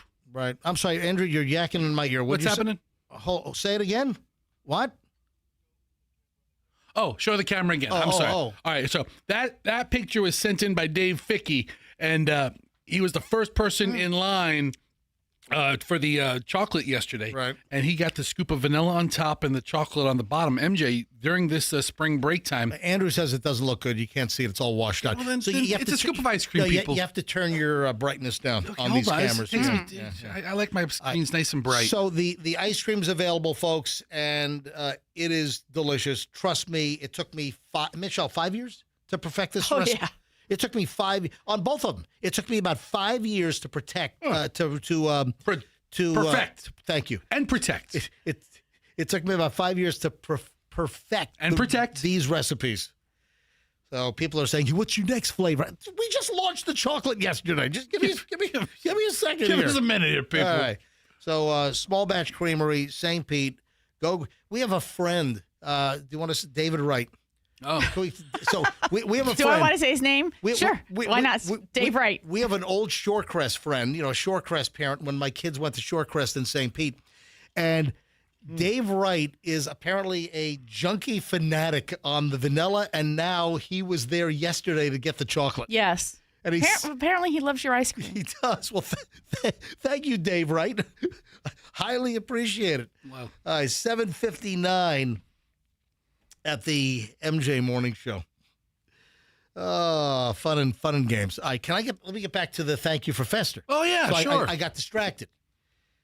A humongous thank you to Fester for the alert.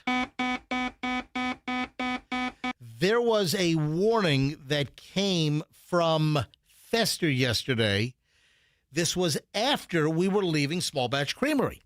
So we shot a video right after the show yesterday. We went down to Small Batch so I could shoot a little video for my Instagram saying that the new ice cream flavor, the new Milton Fudge Cow Chocolate, is available. Shot a quick little video. It's on my Instagram right now. If you haven't seen it, it's funny. Again, Fester is the clown and star of the video. What? So it's on my Instagram. Go look at the video at your convenience. Certified MJ Radio. That's Certified MJ Radio on Instagram. Check out the latest video, fresh from yesterday. If you don't follow me on Instagram, you ought to give me a follow. Certified MJ Radio. We shoot the video. We're on the way home. Get a phone call. So, Fester, you left ahead of us. Yes. I couldn't wait to get out of there. Not because I don't love the Small Batch Creamery, but I just had my fill of you. Gotcha. So, Fester's ahead of us by, I don't know, a mile or so. Yes. 2 miles. Fester calls my cell phone with a warning. Warning. Hey, where are you right now? I said, I'm on the Howard Franklin Bridge. And then I said, where are you on the bridge? Warning, warning, warning, warning, warning. I mean, it's like I ask MJ a question and I get like the Department of Duh standard answer. I'm on the bridge. No kidding, you're on the bridge. Where exactly are you? I said, I'm not quite at the hump. I'm, on the St. Pete side. Well. And Fester says to me, careful. Be careful. There was, I don't know if it was from like a fallen pallet because it looked like a bigger wood than that. Chunks, or a fence post that was already hit a couple of times and kind of broke up. There was like a railroad tie sized piece of wood. Big wood. But it wasn't like brown like a railroad tie. It was like a blonde, natural looking wood color. And almost blendy-in-ish with the pavement or is that asphalt? I don't know, the concrete on the bridge. Yeah. Because it's a lighter colored driving surface. So there were wood fragments in like the middle and right lane, like lanes 3 and 4. And you said to me, I said, yeah, it's like the 2 right lanes. So be careful. There's giant wood chunks in the road. This was about 11 a.m. yesterday. Yes. Howard Franklin Bridge, northbound 275. Fester alerts me. I had about a minute warning. I pull all the way to the left lane. I'm typically, at that time of day, we're lucky. We go to work at 5 o'clock hour, so there's no real major traffic going in. Usually traffic's moving. Then coming home, we're after 10 a.m., so the rush northbound is done. So we get good traffic flow coming and going. with our schedule here on the show. So typically, I'm just sitting in the number 3 or number 4 lane, the right side on the Howard, just, cruising, back over to South Tampa. Yeah. Fester says, hey, alert. So I get off to the far left. A minute later, I see the crap in the road. There was like a blue small subcompact that hits this freaking chunk of wood. I watched the car. Michelle, the car jumped up in the air. Oh, no. The car was like maybe a half a foot or a foot airborne, hitting this chunk of wood, and I think it ripped up the front bumper a little bit. That could have been my car, but thank you to Fester for alerting me that there was a massive chunk and chunks of wood. I mean, it is incredible. The crap that is on that bridge. I saw a video pop up in the last month or so on my Instagram feed on the Howard Franklin Bridge, and it must have been one of the construction workers in the middle, where they were working in the middle, and a construction worker was just videoing cars running over a humongous aluminum ladder that was just sitting in the middle of freaking I-275 Howard Franklin Bridge. I have a theory about hitting things when you're traveling at 80 miles an hour. What's that? A lot of times I'd rather hit the thing than hit the car next to me. Than swerve. Yeah. I mean, you have like an animal dart out on the road. Listen, they say that about a deer. Yeah. That's what he's saying. Hit the deer. Hit the deer, dude. More people die or get hurt by swerving to avoid the deer than actually hitting the freaking deer. We were on West Shore Boulevard. You know where it kind of curves around the lake? It's like through a residential area? Yeah. It's near Longfellow. Yeah. And yeah, absolutely. Dog runs out. Oh, God. Right? Yeah. And my wife, we're still like in the Dayton phase. Oh. She reaches over from the passenger and kind of grabs the wheel to avoid hitting the dog. Are you serious? And I quickly grab the wheel again, and I'm like, we're going to hit a dog 100 times out of 100 as opposed to driving off the road where I don't know or onto incoming traffic. Into a retention pond and like drowning or something. I like dogs and all, but we all love dogs. I'm not looking to hit a tree or go in a lake or hit a car coming head on or hit anything on the bridge. But if this is an aluminum ladder, it's going to suck. You might pop a tire. You might do damage. But to erratically jerk your car a lane and hit the guy next to you at full speed, that's no bueno also. I wish I had the number for the guy in the blue car. I would have warned him. Yeah. Poor bastard. His car, I think, is damaged, maybe undercarriage, Underneath. front bumper. The car jumped up in the air. It was like a railroad tie. The crap that falls off of vehicles on the Howard Franklin Bridge. Michelle, we were coming back. Did we go to like dinner at like Villa Galace, I think? I think we were coming back from like Indian Rocks. We had dinner at the great Villa Galace. This was, 6-8 months ago. And there was a freaking washing machine in the middle of the freaking Howard Franklin Bridge. In pitch black. I mean, it was dark. We were coming back at nighttime. Yeah. So you couldn't even see it until you were like almost like right up on it. What the? Like a Maytag washing machine in the middle of the freaking road. It's like, what is going on here? For crying out loud. Be careful out there. But I saw the lumber in the road, and I'm like, I know some guy who's probably just yip talking, and he's going to miss it, and he's going to hit it. So I just want to give you a warning. Yeah, that sucks. Hey, looking forward, spring break is on for many.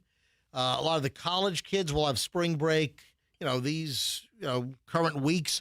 My kids, luckily, both have a coordinated spring break. So Chloe's up at law school in Connecticut. Julian's at NYU. Both kids are coming home tonight. Not the most convenient times, but both have spring break next week, so they're both coming home tonight. They don't have classes tomorrow. So what do you mean not the most convenient times? Julian comes in like at 10:30 at night, and then Chloe comes in at like 12:30 tonight. So it's like, a 10:30 pickup, then back to the airport for a midnight pickup. Why don't you tell? They couldn't get more convenient. You couldn't have them arrive at the same, like 7 p.m.? All right. No, they have classes until, late in the day. All right. And then who's the least favorite of the kids? Oh, that is terrible. Make one of them fend for themselves. Make it easy. Make it easy. You're right. Why should you have to drive to the airport just to take one, pick one up, drop it off, just to wait an hour to go back, pick the other one up? Make one of them fend for themselves. There is no least favorite of the kids. I've always felt there is a least favorite. There's no Michelle. It's Julian. No, it's not. No, I mean you guys. What are you talking about? You guys love Julian. There's no least favorite of my kids. Listen, you love Julian, Right. but you love Clo-Clo. That is not, dude. That is completely false. Just tell Julian, hey, kid, your plane lands at 10:30. Figure it out. Oh, he will. And he will. And he will. That's the other side of it. He will. It's not like he'll be sulky like, oh, Dad, come on. He'll be like, all right, I'll figure it out. But the other one would be sulky. Right. So pick up one. You know our kids. J-Dog will be fine. Guess who was sprung from prison or from jail? I guess Who? the guy in Polk County that shoved the thermos up his butt. Oh. Thermos butt man has been released. Was he sentenced? How is he? Has he gone to trial? Because he was just arrested last year. It was last fall. Yeah. Do the wheels of justice work that quickly in Polk County? Yes. Andrew, were you able to find the Grady there. Judd thermos audio? Do we have that? We have it. Oh man, we're gonna dig out the old Grady Judd audio on this. So we called the sheriff about this. We did. We had him on the air. We had him on the air. Thermos man has been released. The ex-con who had an insulated beverage thermos container crammed up his rectum when he was busted on drug charges has, I guess, made some kind of plea deal with prosecutors out in Polk County. Is he supposed to stay away from like thermoses or something? He can't get within 500 feet of a Stanley cup or something? I got a Yeti up my butt. Yeah, I got a Stanley. Stanley's up my butt.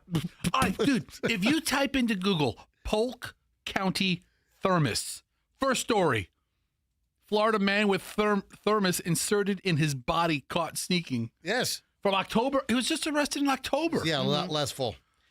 Walter Freimeyer, 52, pleaded no contest last Friday to possession of a meth pipe and threatening a sheriff's deputy, according to the court records.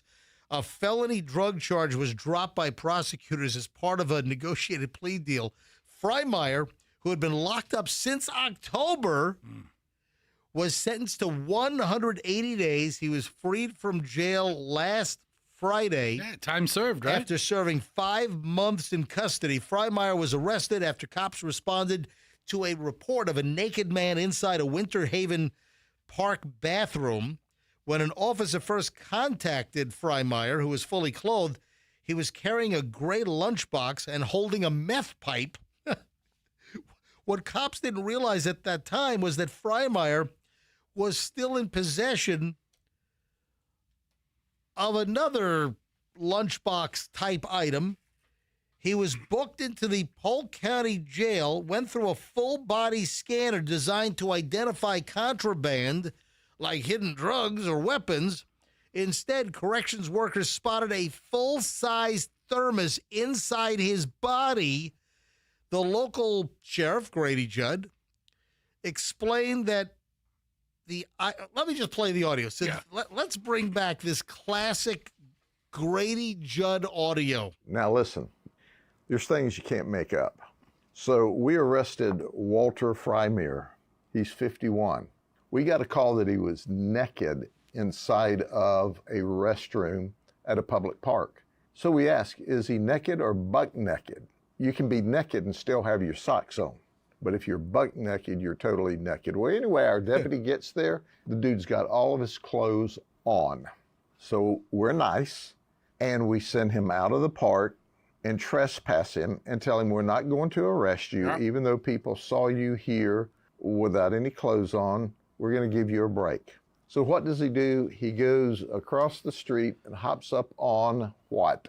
The railroad train track and trespasses again. Okay. Just as soon as we gave him the break. All right. So the deputy arrests him. We find out he's already got 25 prior arrests and been to state prison 5 times. So not only is he trespassed, we've got him in possession of meth. Well, I've talked about meth doing crazy stuff to you, right? Okay. You ain't gonna believe this.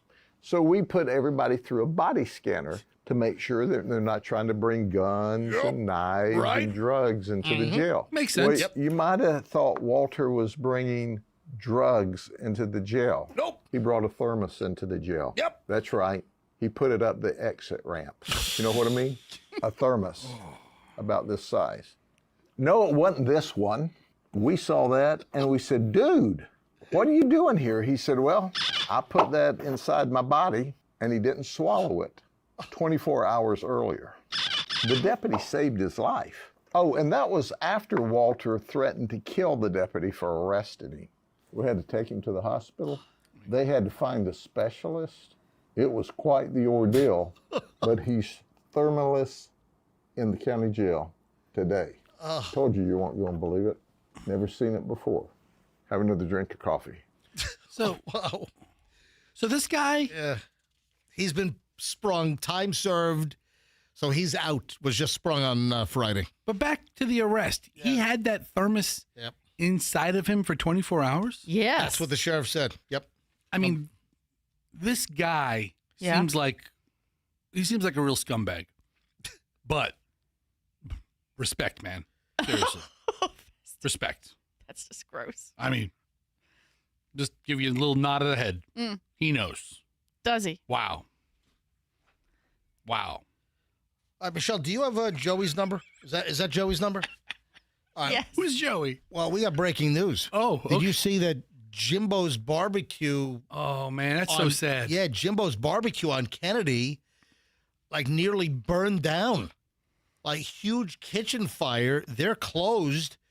We happen to know Joey, who's the owner of Jimbo's Barbecue. We've known him for years. How much of it's destroyed?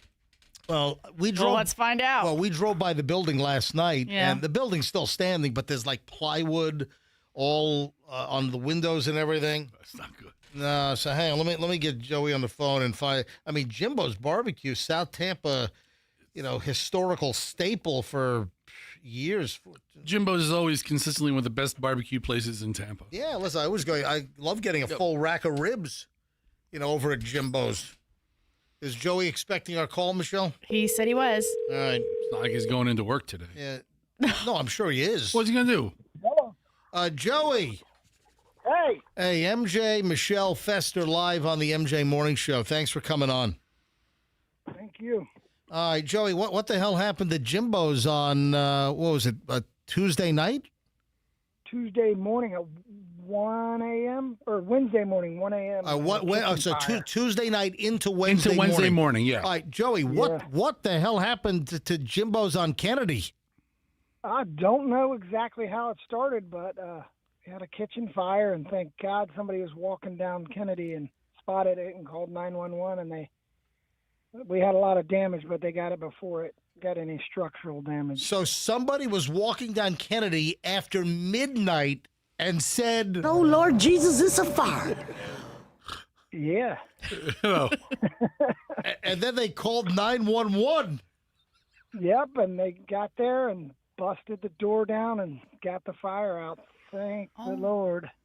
All right, so Joey, this was a kitchen fire, obviously, right?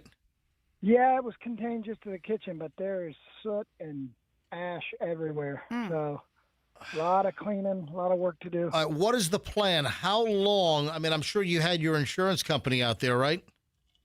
No, they haven't showed up yet. They're supposed to come maybe Friday, maybe Monday. Yeah, it's not going anywhere. All right, do you have a good insurance company? Or is it like some janky insurance company? No, we got a good one. We'll find out. All right. They never walk too fast. Yeah. Joey, what do you think? How long before you can be back in operation? Do you know?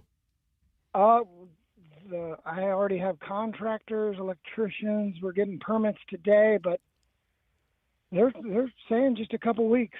Oh, great. Oh, that'd be good. What about kitchen equipment? Did you lose equipment? You're going to have to replace the kitchen equipment. Yeah, probably 90% of it or more. Now, Joey, your smoker. Hey, you know what? That's a hell of a remodeling plan you've got going on there. Your smoker, it runs all night, right?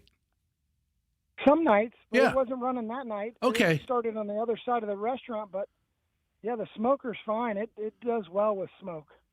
Yeah, I was about to say, the smoker's built for smoke, and the fire is always contained to the firebox. Right. Yeah. All right.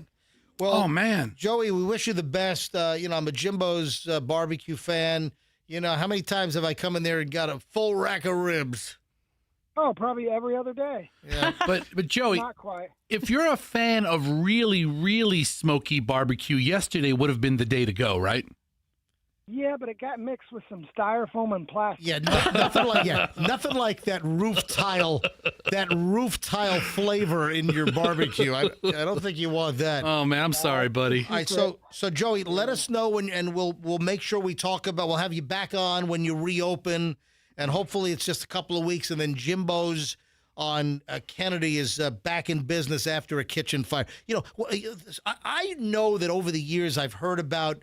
The places that, like the Wing House, didn't that burn down on Hillsborough? And burned down. We've had, you know what? It's a bad time for barbecue spots. You had, what's the barbecue place out in Bartow that, Sonny's. Sonny's in Bartow. That was already a couple months ago, but a Sonny's barbecue in Bartow, like burned to the ground, or So I've heard over the years, with restaurant fires, like fire up in the hood, like the grease area, or the grease traps and hoods. And is there any chance it was that, Joey? No, it was right next to that, and the Ansel system that it went off and sprayed the chemicals, so that might have slowed it down. That helped us out. Right. Wow. So, all right. But yeah, thank God for the streetwalkers on Kennedy. I mean, that's the other side of it. I mean, the odds of a hooker being the first witness to your fire is pretty high. It wasn't. Who's walking? Everybody loves barbecue. Yeah. Yes. Who's walking Kennedy Boulevard at 1 a.m. on a Wednesday morning? Hookers. I've not seen hookers on Kennedy in a decade. Joey said it was a streetwalker. Yeah, you're not looking. Joey, was it a No, hooker? I don't know. I'm not sure who it was. Yeah, it's not a hooker. Joey, They called. you had some mysterious woman of the night saving half of your barbecue place. Saving the barbecue. I mean, you got all those rub and tugs on Kennedy, Yeah. but so Joey, thank you. Wish you the best. We'll talk to you when you reopen, okay? Thanks, buddy. I'll talk to you soon. All right, thanks. Bye-bye. All right, Joey, owner of Jimbo's Barbecue. They got to name a special, the Streetwalker Special, It after the person that saved the barbecue. It was not a hooker Sure. It was not a hooker that called 911. It might have been. Did you like the? Oh Lord Jesus, it's a fire. That is such a good audio bite. That could be my favorite. That could be an absolute favorite. 911. What's your emergency? Oh Lord Jesus, it's a fire. I'm a streetwalker. I'm a hooker. I'm doing $10 jobs on Kennedy, and I see a fire in Jimbo's. $10 jobs on Kennedy. What is this? 1976? All right, I mean, really? $10. Wow. Right, What's going on? All right, $50. $50. Oh. Hey, speaking of restaurants, somebody DM'd me yesterday. Hey, MJ, what's the name of that dim sum place that you rave about? What is the name of some dim sum place that you rave about? China Yuan. Yeah, China Yuan. So I thought dim sum was like small plate and like a bunch of what's those like? It is, but on Saturdays and Sundays they do dim sum over at China Yuan, and the dumplings and all I love the steamed ribs. I mean, I'm a dim sum fanatic. And China Yuan does a great dim sum on the weekends, and obviously, for me, it's the best Chinese in town. How do you know when a place has good Chinese? When you go there and you're like the only white person in there, and it's like all Asians. You know, if a place that is an Asian place and it's loaded with Asian people, that's a good sign. That is a great sign. Yeah, I, for one, hate eating with white people. I mean, I'll tell you right now. I'll tell you right now. I hate eating with white people. I'm exaggerating. There are all kinds of mixed races inside, but if it's 50-50, but there's a lot of a lot of Asian people go to China Yuan, and that's a great sign that the Asian folks know where to get their really, really, really good Chinese food, and it's China Yuan. It's on Armenia. off of Waters is where it is, and love that place. My optometrist is Chinese, and her parents own a Chinese restaurant in upstate New York, and she will only eat there. So what is your optometrist's name? Dr. Pei. So Dr. Pei is not going to Payway. No. No. They practically named the place after her. Right. So how'd you get into a conversation? She's Chinese. Yes. And how'd you get into a conversation with, did you say, hey, what's your favorite Chinese in town? No. She, because I referred a friend of ours there, and they were discussing food, and that's what she told this friend. Yeah. Yeah. So it's like, it's just validating what we already know. It is. Here's a Chinese optometrist saying, oh, yeah, the only place I eat Chinese food in town is China Yuan on Armenia. I'd rather eat next to a Chinese eye doctor than a white accountant any day. Well, there you go. Yeah. Hey, Fester, how many times have you been out to dinner with us? I don't know, a couple dozen. And what's one of the places we've been with you? China Yuan? China Yuan. It's China Yuan, Y-U-A-N. China, Y-U-A-N.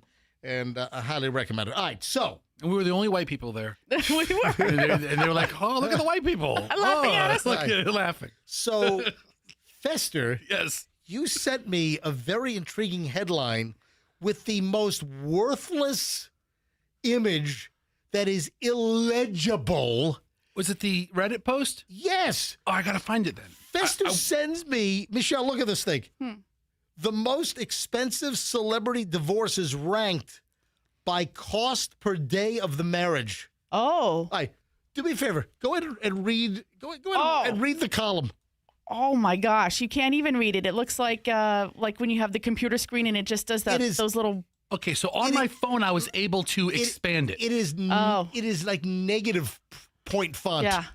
So I've expanded it on the computer screen in front of you. All right, there you go. Now we have. Because I do show prep on my phone, and you could expand pictures and images. Dude, get a laptop. No, I don't want a laptop. All right, so Fester finds this list on Reddit. The most expensive celebrity divorces ranked by cost per day. You don't think about it like that, but of the marriage.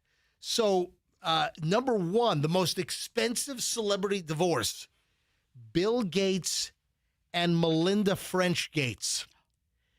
The settlement for Melinda apparently was $76 billion. Wow. $76 billion.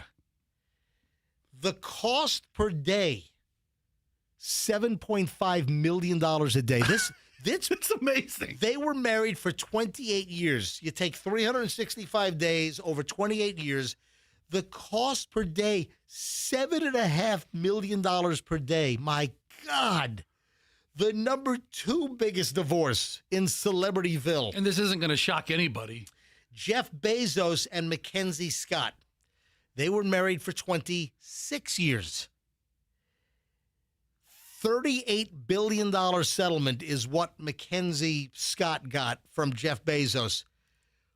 $4 million cost per day for their 26 years of marriage. Okay, so those are famous billionaires, so you know it would be really, really high. Oh, my God. But like Steve Wynn, the guy that owns the casinos out in Las Vegas. Yeah, Wynn, $741 million divorce settlement over 19 years of marriage, $104,000 a day. Oh, Tom Brady and Gisele Bündchen. You know how long they were married, Michelle? No. 14 years. Oh, wow.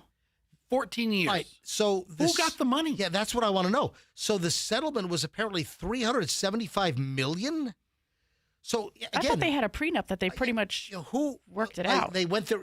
Each had their own money.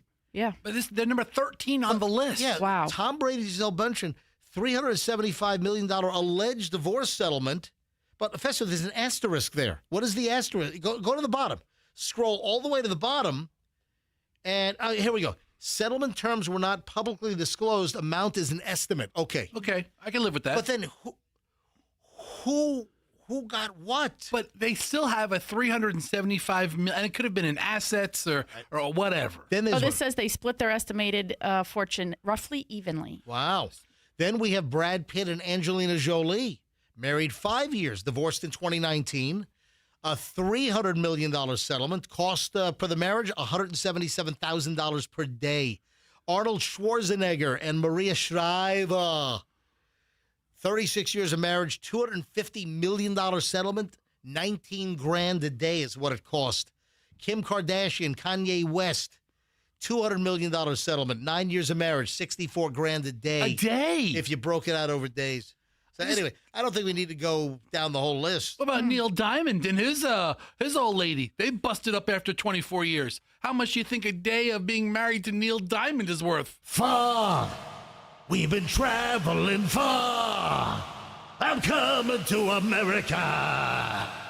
All right, what's more valuable? What are you laughing at? What's more? It's a terrible I thought it was rendition. great. I thought it was really great. I thought you're living your best sung blue life over there. Ruined my favorite Neil Diamond song. All right, look, Harrison Ford and his first wife, married 22 years, broke down to be $15,000 a day. Yeah. Garth Brooks and his first wife. Anyway, I don't think we need any more, but it's interesting. Greg Norman, Spielberg, everybody, Dr. Dre. Who took the time? How many cells are? How many? It's like 100 on here. How many? I have 85. 85. Who took the time to put this together? Who do you think's at the bottom of the list? Yeah. Number 85 on the list, Tina Turner and Ike Turner. Yeah. 16 years of marriage, divorced in 78. $1 million settlement, I guess, went to maybe Tina. $174 a day. And how many butt whoopings? It says Tina walked away with almost nothing. Oh, really? Keeping only her stage name. Wow. Mm-hmm. Wow is right. I thought it was an interesting little list. Tina Turner did not deserve to get beaten by Ike Turner, that son of a... Yes. Let me grab Ron in Largo. Ron, hi. You're on the MJ Morning Show. Welcome, Ron. Good morning, guys. Love the show. I have a question for both you and Michelle. Yes. Oh no, is it going to be how much money if we get divorced? And how much would Michelle have gotten? How much would it come out? I don't expect you to, but I just thought it'd be funny to ask that question. Why did I think this was coming? Ron wants to know, Michelle, if we get divorced, what's the settlement going to be? And right now we've been married for what, 30? It'll be 32 years, right? In June, yes. Correct? Yeah. And you know what? What? We've been married longer than anybody on this list. Who's? I know. I was listening to the list. No. We had Maria Shriver and Arnold Schwarzenegger. How long were they married? 36 years. Yeah. So who gets the Zojirushi rice maker? You can have that. I can have that. Thank you. Thank you very much. She gets all the money from the ice cream sales. No. It goes to charity. A portion goes to charity. I'm not making a dime, Ron, on MJ's Triple Kill of Vanilla Ice Cream or the brand new Milton Fudge Cow at Small Batch Creamery. I'm not making a dime. Zero. And a portion actually goes to charity. So, Ron, good question. Funny stuff. Yep, love the show. Thank you, Thank Ron. you, pal. Appreciate it. There's one old couple that was married 50 years on this list. Yeah, Redstone and Redstone. Yeah. Sumner? Yeah, Sumner, Redstone, and Phyllis. The whole CBS and Paramount, right? Was that the whole deal there? Whatever the story is. All right, 8:31 at the MJ Morning Show. I had a dozen people send me this item. Michelle, you even sent me this item. What's that? And what did I say? That story is not real. Not real. That story is not real. Trying to sound like the lady in the back of the plane. The dolphin kidnap hoax story. Oh, yeah. Remember I said to you, that's not real. That's fun because I didn't do the story. Right. And I had a dozen people send this to me via email. Again, my email is open 24/7. Anything you want to send me, any good content, you have any gossip, anything I got to know, my email's open 24/7. It's my private email. I'm the only one that looks at this. MJ at MJMorningshow.com. That's MJ at MJMorningshow.com. So you're saying somebody kidnapped a dolphin? Yeah. Well, no. No. The other way around. There was a story circulating. I had people send me the link to the story. What? I had people DM me on Instagram. MJ, you got to see this. This is a crazy story. I knew the minute I saw it was fake. That's why I never brought it up on the show. Yeah, but it's so fun to send it to you, though. Dolphins can't drive white vans. No, well, you're close. You're close. The story is, there is no man here in Florida that was kidnapped by dolphins and forced to build an underwater city. All right. Michelle, put your mic in front of your face. You all right? It's just so preposterous. We can't use hammers. Kidnap the people. I mean, and then build a whole underwater. Who thinks that's real? It's a phony story. I never did the story because I knew it was phony. But I think there's like a whole website dedicated to the story. It's very elaborate. No man in Florida was kidnapped by dolphins and forced to build them an underwater city. All right? Good. Tell Charlie I'll be right there. The Lee County Sheriff's Office is debunking a viral social media post that claimed a Florida man was arrested on the Sanibel Causeway after being kidnapped by dolphins. Authorities confirmed that the story, which alleged the man was forced to design an underwater city, is entirely false. No, duh! What is this, from Gulf Coast News down in Fort Myers? Yes. I roll it. Hit it. We've given you a lot of news already. Are you in the mood for some fake news? Nope. This man did not say he was kidnapped by dolphins. This photo is being shared across social media, and now it's got the attention of Lee County deputies. Gulf Coast News reporter Mohammed Abdulkawi is live at the Sanibel Causeway. All right, it's a phony story. All fake. And I never did it on the show because I knew it was phony when I saw it a week ago. Let's go to Charlie Belchure. Charlie Belchure from Fox 13 live on the MJ Morning Show. Morning, Charlie. Good day to you, sir. How are you? Long time no talk. A long time no talk, absolutely. Hey, we had to get you on the phone because we had a caller earlier this morning. Well, your name kind of came up in conversation, and so As it does. Well, I compared MJ to a real celebrity.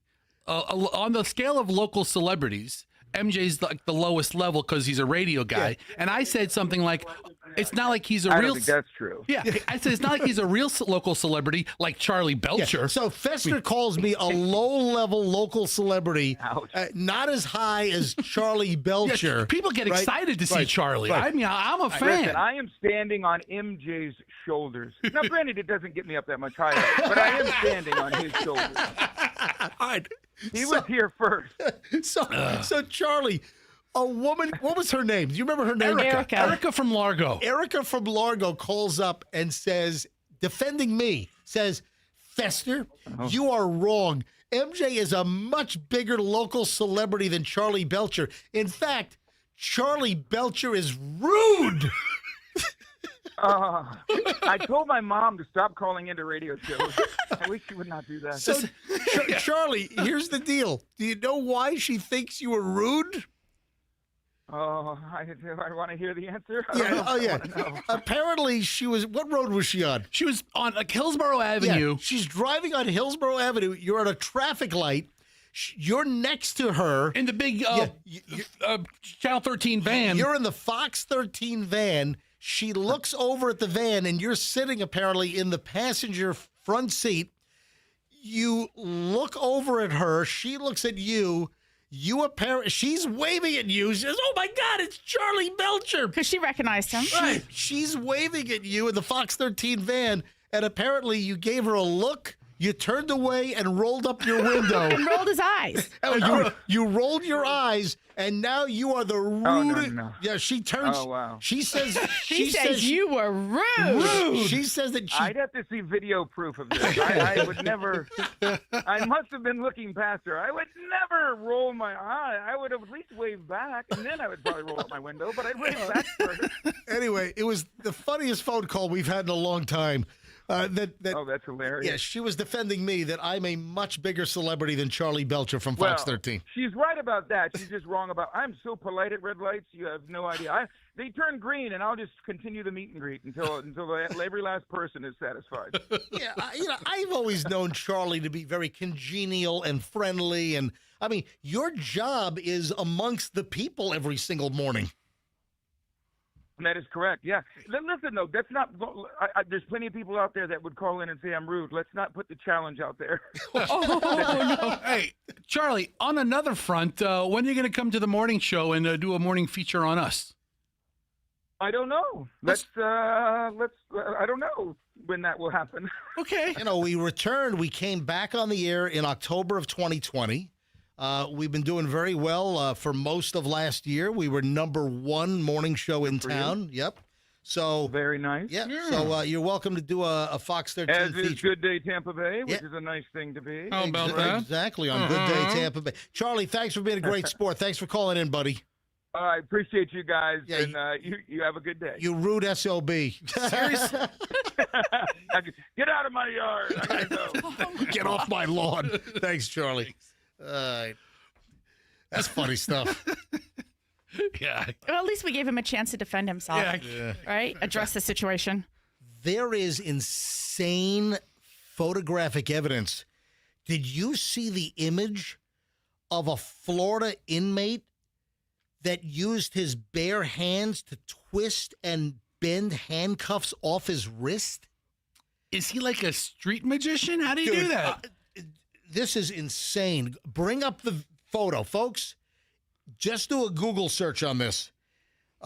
Photos have been put out by a Florida sheriff's office, shows what an inmate did. The Martin County Sheriff's Office shared photos of a pair of handcuffs that were twisted after an inmate used just their brute force to bend, to twist the handcuffs. Wow. It is, I mean, it looks like Superman grabbed the metal and twisted it with his bare hands. It is insane. The inmate was able to force one cuff off through just total strength.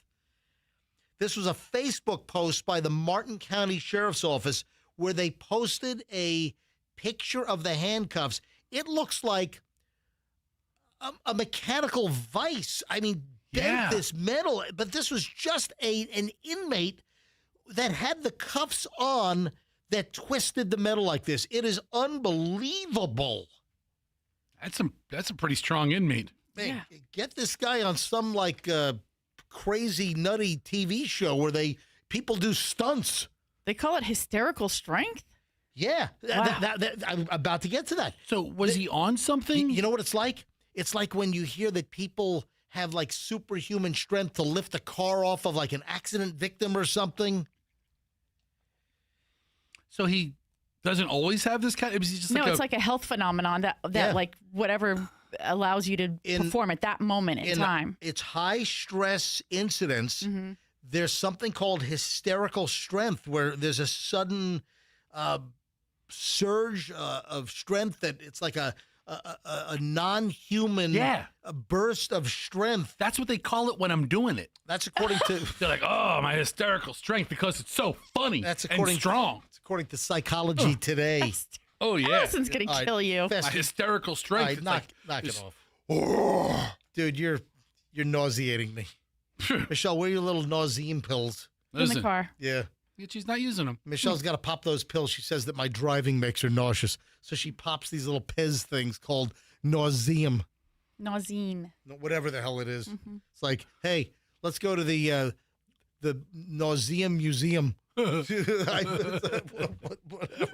Bunch of people with queasy stomachs. Yeah. No, some other examples of like the superhuman strength. And if you want to see this, just search for Martin County Sheriff's Office, inmate twists off handcuffs. And this is the good handcuffs where it's like, it's not like a little chain holding the two clinks together. Those are the ones where they're hinged close together. Yeah. It's like a hinge versus the little links, the chain links. But that's not what was bent. It was the actual cuff around his wrist was twisted like a freaking pretzel. How does he not break his arm? I don't know. I'm thinking about his wrist, like the damage or the injury. Did Martin County Sheriff's Office buy these off of Temu? That's what these are, Temu handcuffs. I mean, is that what happened? From crap moo. Hey, Sheriff, I found a way for us to save a lot of money. I got handcuffs for 39 cents from China. From Temu. We'll be able to make the budget this year? Yeah. So, other examples, 2019, 16-year-old Zach Clark, a football player from Ohio, lifted a car off his neighbor. 2013, two teenage girls managed to lift a 3,000-pound tractor off their father in Lebanon, Oregon. Wow. I mean, I've heard stories of, like I remember like I first heard of it, like a mother lifted a car off of her baby or something crazy like that. But I never knew hysterical strength was what a funny name. Right? So we're on spring break next week. And Yes. I just want to address something quickly, that some of our listeners have gotten bent out of shape because I've taken some personal days. What? Yeah. I mean, so I'm getting like some emails and direct messages, and It's I guess a very, very, very, very small amount of people getting a little butthurt over some it. people are, for instance, we've taken a couple of Fridays off, like maybe tomorrow. And then spring break is next week. Oh, next week. So the kids are home. We're doing spring break. Right. Most of the school systems are off next week. We're going to have great best of shows. The bulk of you listening right now, you're going to hear phenomenal content that is going to entertain the hell out of you, and you probably haven't heard. So, and the number of people that actually call when we're on break, and Andrew's here and all the phones are ringing, the emails I get, people commenting on stories, most people don't even know when we go on break because the content is just great. We pull the best of, lump it all together. We've got a great, week, a menu of shows. But some people get all aggravated. How dare you? The listeners, they make you. They can break you. You need to tell us when you're on vacation. I'm sorry. I mean, calm down. I mean, you're having a freaking conniption fit over, taking some time off. You think of like the evening news. You don't hear, the lead anchor. And in other news, I won't be in next week, so plan accordingly. You just take vacation time. They're just not there. Nobody tells me when they're taking vacation. Right. Fester, I won't be at the DMV this week. No. I'm getting my bunions removed. I don't care when you're off. We'll be back when we're back. It's like, Tom Yamas, the llama on NBC Nightly News. Our top story tonight, I'm going to go on spring break next week, and somebody will be filling in here on NBC Nightly News. So I will say this, and some of this is coming from a very sincere place on behalf of our listeners. Mm-hmm. Because, we have a relationship with our listeners, and we appreciate you listening. Yes, we do. You're not a taker off-dayer guy. No. You'll go a year and not take off an extra day. And it's a little out of your pattern to take off Fridays in the month of March. Yeah. Okay? That's true. So people have thought that something bigger was the matter. Like you twisted your ankle. A rocky patch between Michelle and me. Yeah, Michelle finally had enough. You picked up a hooker or something. You shut your mouth. Who knows? Oh, my gosh. People don't know. I mean, MJ takes a day off. Something's strange. He's been arrested. Hang on a minute. I'm David Muir. Before we get to the latest on the Iran conflict, I'm going to take next week off here on ABC World News Tonight.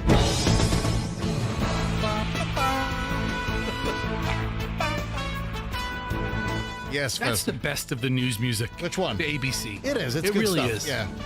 So, but a lot of people say, MJ, like I think when you took 2 days off because you were sick in December, you said, "Hey, I'm sick." You made a Facebook or an Instagram post about it, and people knew, "Oh, he's sick. He'll be back Monday." But like you take a Friday off and you don't address it, people automatically thought, is something wrong? Is something okay? Is somebody in his family not feeling well? Are the kids okay?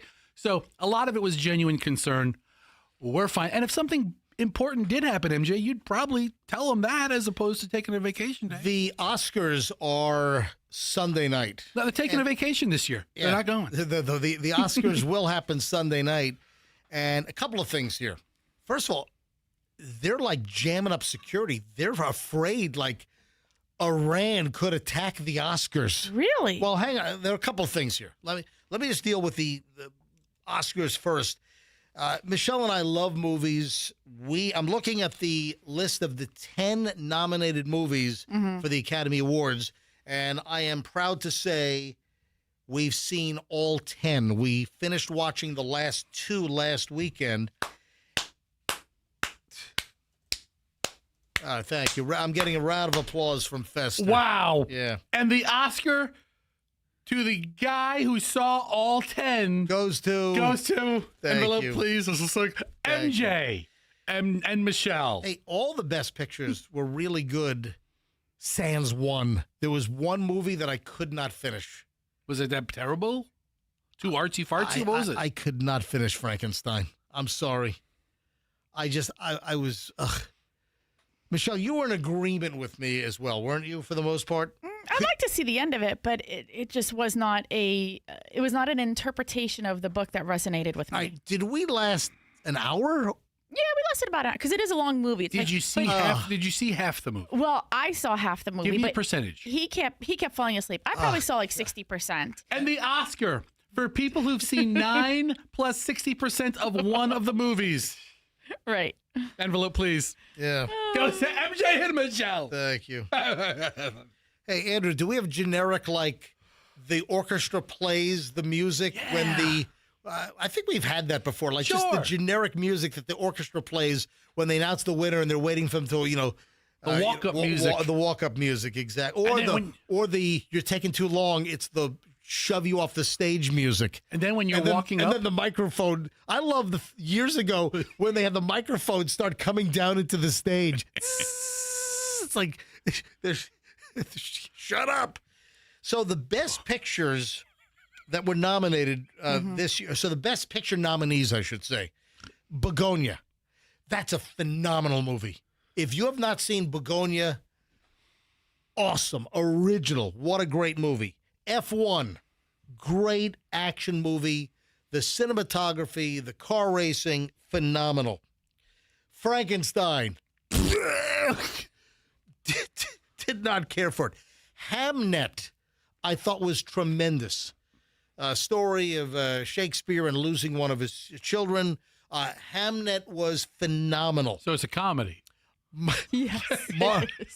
Marty Supreme was very, very enjoyable. I did enjoy Timothy Chalamet. And Marty Supreme. In Marty Supreme, I thought it was good. One Battle After Another was incredible. Don't let politics don't let that get in the way. It's just a good movie, good story. Just enjoy a freaking story, even in this charged political climate. If you think that there's some kind of subversive message, just enjoy a freaking movie, all right? So One Battle After Another was phenomenal. The Secret Agent, a Brazilian movie in Portuguese, subtitled in English, phenomenal. Great movie, awesome cinematography, great story. Sentimental Value, Norwegian movie. Again, it is subtitled in English. Tremendous movie. Sinners, one of the most original, fantastic movies I've seen in years. Sinners is incredible if you haven't seen that. And then Train Dreams. What a piece of art that movie was. Mm-hmm. Sounds like you like them all. You sound like a terrible judge for this Oscar. It's very challenging to say which one, but I know which one I would like to see win. Every single movie was incredible except for Frankenstein, man. Watch Frankenstein win. Oh my Watch gosh. it win. It's not. And the Oscar goes to Frankenstein. No, it's not. Stop it fast. And then they send Igor up there. They can't, you know what? He's Jacob Elordi, I think, and so he's all like, I have no idea who that is. beasted up, and he's the hot guy from Wuthering Heights, and so girls want to see him. Was it? Peter Boyle was Andrew chimed in our ear. Peter Boyle was the original comedy version from Young Frankenstein. Yeah, For my time. Mel Brooks, Young Frankenstein. Putting on the Ritz. And Putting on the Ritz. Yeah, Abby Normal. Abby Normal. All right, Michelle. Right. What movie would you like to see win the Academy Award Sunday night on ABC? I would really like to see Train Dreams win. I think that was just such an emotionally moving story, and the story was so, just compelling about one person. He really carried off the whole movie himself with very little, support actors. Mm-hmm. And I just thought, it was a tight movie. The cinematography was great. The acting was great. Everything was great. You didn't you didn't like sleep a minute in that movie. I'm not going to go over Best Actor, Best Actress, Supporting. Yeah. Listen, Why bother? Obviously, That's irrelevant. But obviously, most of those that are nominated are in the Best Picture category. I just don't have time. But Fester, what movie do you want to see win? I haven't seen any movie this You year. haven't- Pick one. Fester hasn't seen one of these damn I haven't movies. seen one of these movies. I haven't seen a movie nominated for anything ever. I mean, in the last 10 years, I mean, I can't think of any of these artsy-fartsy movies. You want to see that K-pop movie win? You know what? K-pop Demon Hunters was my favorite movie of the year. I need to finish watching that. Unbelievable. Was the Mario Brothers movie this year or last year? I don't know. So ABC Sunday Night Academy Awards. This is ABC. Yeah. Oh, and we found the music. Oh, let's hear it. We have some generic award music that Andrew found.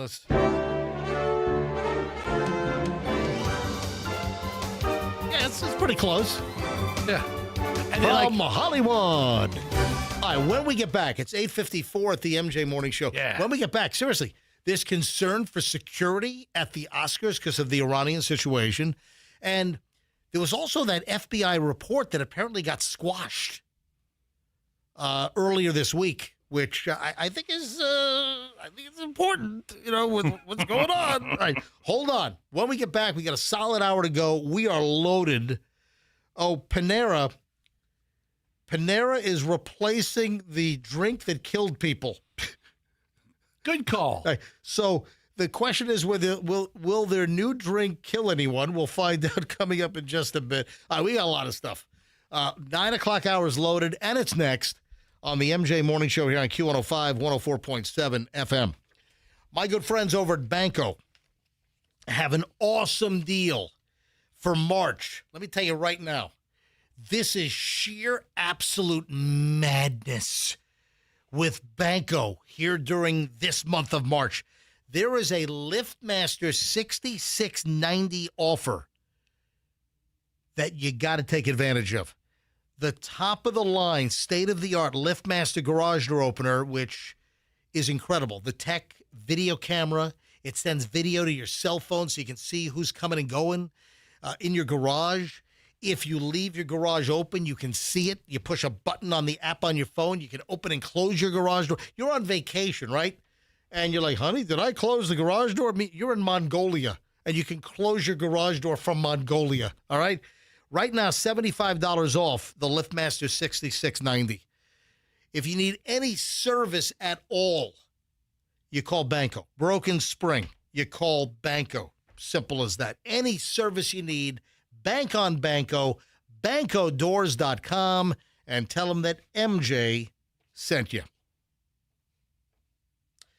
Ladies and gentlemen, it is time to get a guaranteed offer from Mark Spain Real Estate, the easiest way to sell your home. You'll save time, you'll save money, you'll make the most money. MJ, obviously, for Mark Spain Real Estate, recommending them to you, to all of my friends, my family, my countrymen.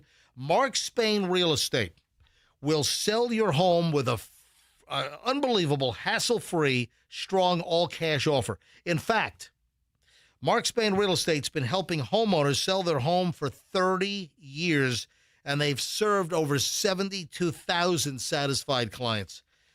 Listen to this client. This happens to be BR.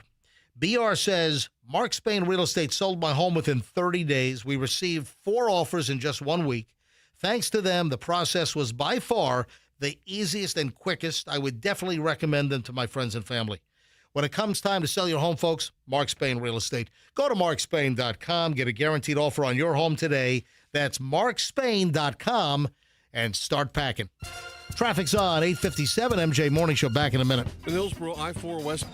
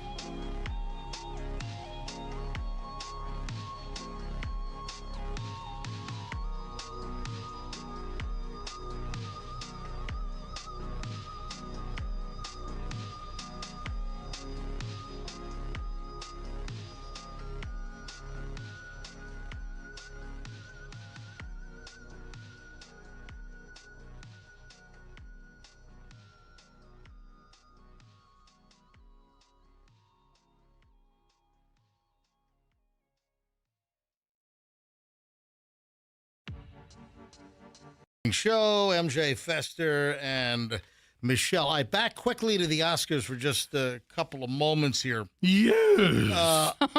Oscar security is preparing for Iranian terrorists. Dude, every place should be preparing for Iranian terrorists. Yeah, absolutely. Is the Oscars a soft target? Is that what a soft target? I heard that in the news, and I don't know what a soft target is. No, that would be a harder target in this, like a shopping mall. That's kind of that's an event. The Oscars is an event. Oh, okay. All right. I don't think it's the hardest of targets, but it's certainly not a soft target. A soft target would be, a shopping mall or, some like a kids' little league game. I mean, that's a soft target. Okay, I understand. Yeah. So, a couple of stories out. An Iranian terror attack on Hollywood's elite would be a disaster. For who? As security chiefs at the show, which is coming up on Sunday, are reportedly scared of. The biggest event in Hollywood will reportedly be shrouded in a ring of steel amid fears of Iranian terror attacks. Law enforcement teams in Los Angeles, Homeland Security, and the FBI are already on the ground working on plans to protect the biggest names in movies. Tensions are high. Obviously the conflict going on right now with the U.S. and Iran, and so there's a big concern. And here you have a big event like the Oscars coming up on Sunday night, so there is a concern, and it's being declared some type of a security event. So you're going to have the feds, state, local, all kinds of law enforcement protecting the Oscars in Hollywood on Sunday night, and there is concern. And this comes on the heels of an ABC report that I saw that Iran may be activating sleeper cells in the U.S. There was also a report that the Iranians would like to launch attack drones off of the West Coast, off of California. So that's another concern here. So this is from ABC. The U.S. has intercepted encrypted communications believed to have originated in Iran that may serve as an operational trigger for sleeper assets outside the country, according to federal alert sent to law enforcement agencies. The alert, reviewed by ABC News, cites preliminary signals analysis of a transmission likely of Iranian origin that was relayed across multiple countries shortly after the death of the Ayatollah Khamenei, the supreme leader who was taken out on February 28th. The intercepted transmission was encoded and appeared to be destined for clandestine recipients who possess the encryption key. Anyway, so that's ABC News. So you look at potential activation of sleeper cells across the country. The Oscars, they're concerned about security issues there. And then another report that Iran has aspirations to launch attack drones from a boat off of the west coast of the United States. Is that something that they're planning, or is it just something they picked up chatter? I'm sure they've picked up chatter on the actual sleeper cell activation. Okay. So just a little heads up on that. Michelle, any thoughts? No, it just reminds me of the show that we watched, Sleeper Cell. Oh, with Claire Danes. No, that's Homeland. Oh, that's Homeland. Remember the other one? It was like a... Oh, Sleeper Cell. Yeah. That guy. Yeah. Yeah, well, that guy was good. I know. I don't think he's been in much since. Disappeared. Mm-hmm. That's like really Sleeper. That was a great... yeah, so if anybody's wondering how a sleeper cell functions, go watch that series. I'm more concerned with the new drink line at Panera than the Iranians, to be quite honest. Do they have a new drink? I remember they had these crazy were they called buzzers or something, or charged lemonade? Charged lemon. Yeah. Okay, Chargers. So a couple of people died. Listen, obviously I'm being facetious, but a couple of people did die from getting all jimmied up on caffeine on these drinks. So Panera had those charged lemonades. What was the death count? I thought it was 2, and I thought 2? in both cases terrible. There was something special with the person to where they didn't have a barometer to stop drinking. Panera Bread has discontinued its charged lemonade drinks following lawsuits linked to the deaths of at least 2 customers, including 21-year-old Sarah Katz and 46-year-old Dennis Brown. The drinks, which contained up to 390 milligrams of caffeine, similar to 4 cans of Red Bull, were alleged to be dangerous, insufficiently labeled, and caused cardiac arrest. Listen, terrible situation. I'm not laughing. I mean, these were people's, friends and relatives. If you have one, I mean, that gives you a pretty good jolt. Yeah. If you have 6 of them, you're flying. Yeah, a St. Louis-based casual fast restaurant chain called Panera. You might have heard of them. They're announcing a new line of drinks, including the first caffeinated products to be introduced since the controversial charged lemonades. Why do we need anything caffeinated besides coffee? Yeah, they're, Coke, and those are caffeinated. Yeah, but like Panera, okay, aside from soft drinks, right? Why do things need to be advertised as caffeinated? Hey, well, listen, bottom line is they pulled the drinks off the market in 2024. I'm guessing they're lowering the caffeine amount. Yeah, some of the charged lemonade options contained over 300 milligrams of caffeine when they debuted in 2022. They dropped them to 237, but then ultimately they came off the market. The U.S. Food and Drug Administration says a daily caffeine consumption of 400 milligrams is not generally associated with negative effects. How someone reacts to caffeine consumption can vary. I mean, your mileage may vary. And listen, Michelle is having a bitch of a time right now with the pollen. Michelle's eyes are watering. I mean, you're all glassy. It looks like you're stoned right now. Looks like you just did a doob during the last break. Maybe I am. Maybe she did. So, no, Michelle. The pollen is horrible. And, it's on the car again, all those little squiggly wigglies coming off the oak trees and everything. Yeah. But this is the week or two for it, right? It happens, twice a year? Tis the season. And I haven't seen it that bad at my house. We have the squigglies, but I haven't seen the green, yellow cake uranium slime yet. But I'm sure that's occurred. That's next week. Green turns to yellow. The green, you know what I'm talking about? Yeah. Yeah. You get that yellowish, like a stockpile of uranium or something. Like a big mustard powder. That's what it looks like. Explosion. What it looks like. But, and this is what's interesting as far as, people having different effects. I remember that I used to be so affected by pollen season up in Virginia, down here, and it went away. It disappeared. I have no issue. Like when it's pollen season and Michelle's over here all watery-eyed and Michelle's having allergy issues, mine subsided. Michelle, how long has it been since my allergy issue? Now, I'm allergic to other things. So I'll have other issues, but as far as the pollen goes... Well, it hasn't bothered you since the great sneezing fit of 03. Yes, there you have... No, what do you mean, how long has it been? She remembers. Yeah. No, it's been about 20 years, and mysteriously, my allergy to the oaks and the pollens and, during the so-called pollen season, it just kind of... It disappeared. I remember back in the spring of 96 in the olden days when I had a pollen reaction. All right, so heads up on Panera's new drink line that's going to be coming out. And, I've got their slogan here. Panera, try our new drinks. Hopefully, no one will die. That's their brand new slogan for the new Panera drinks they're going to roll out to replace the charged lemonades. Is it a spoken word or is it like a sung jingle? Like, Panera Bread, enjoy our new drinks. Hopefully nobody'll die. Just like that. Huh? Print that and use it. And speaking of drinks, we've got a beverage mystery on our hands. I mentioned this earlier. Beverage mystery? We have a beverage mystery on our hands. They appeared in the studio without warning. Oh. These were not here yesterday. What are they? Michelle, you hold that one up. I don't know where these came from. These are they're alcohol drink boxes. How many we have? Dude, these things could end up in some third grader's lunch. Those look awesome. But these ended up in front of Michelle's like workspace here in the studio, and these are barefoot.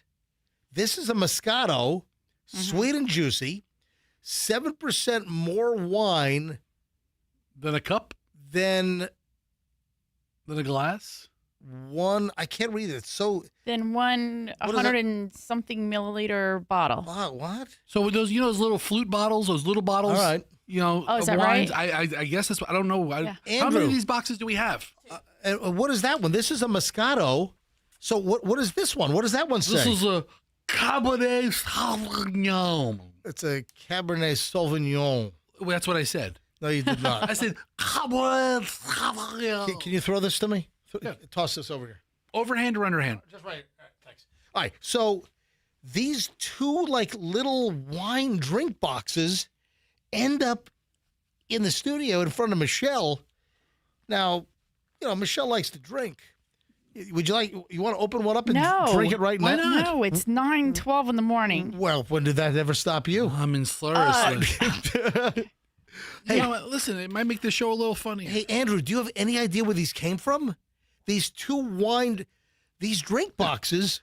Did you say Publix? Yeah, I said, where did these come from? Do you know who might have dropped them off? Who brought why are these suddenly in front of Michelle, in front of her microphone position? Who put these here? No explanation, no note, just these little juice box alcoholic beverages show up, which could get a second grader drunk. All right, so I'm looking online. You're drunker than a fifth grader.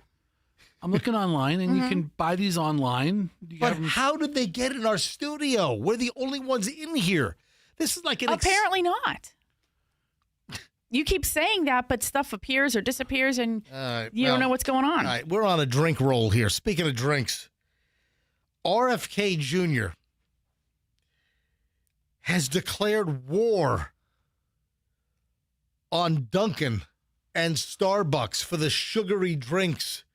We're declaring a lot of war lately, aren't we? Or we have a whole department for it now. We do. We have the Department of War on Sugary Drinks. So RFK Jr., who is the Health and Human Services Secretary and clearly one of the healthiest looking and sounding humans you've ever heard or seen. Sounding aside, he's pretty healthy looking. No, guy. he's not, dude. Yes, he is. How many pull-ups can you do? Listen, yeah. I mean, he's a fit guy. Listen, physically, he's in good shape, but his face is all craggly and he looks like he's been like microwaved. Well, maybe he just forgot to use sunscreen when he was younger. I don't know. I mean, so I used sunscreen, but I snorted it. So,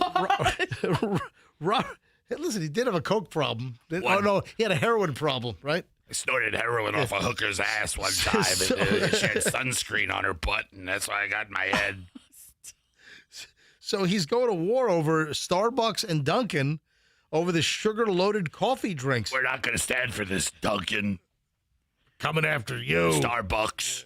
Yeah, he says, we're going to ask Dunkin' Donuts and Starbucks, show us the safety data, show it's okay for a teenage girl to drink an iced coffee with 115 grams of sugar. Maybe he's got a point there.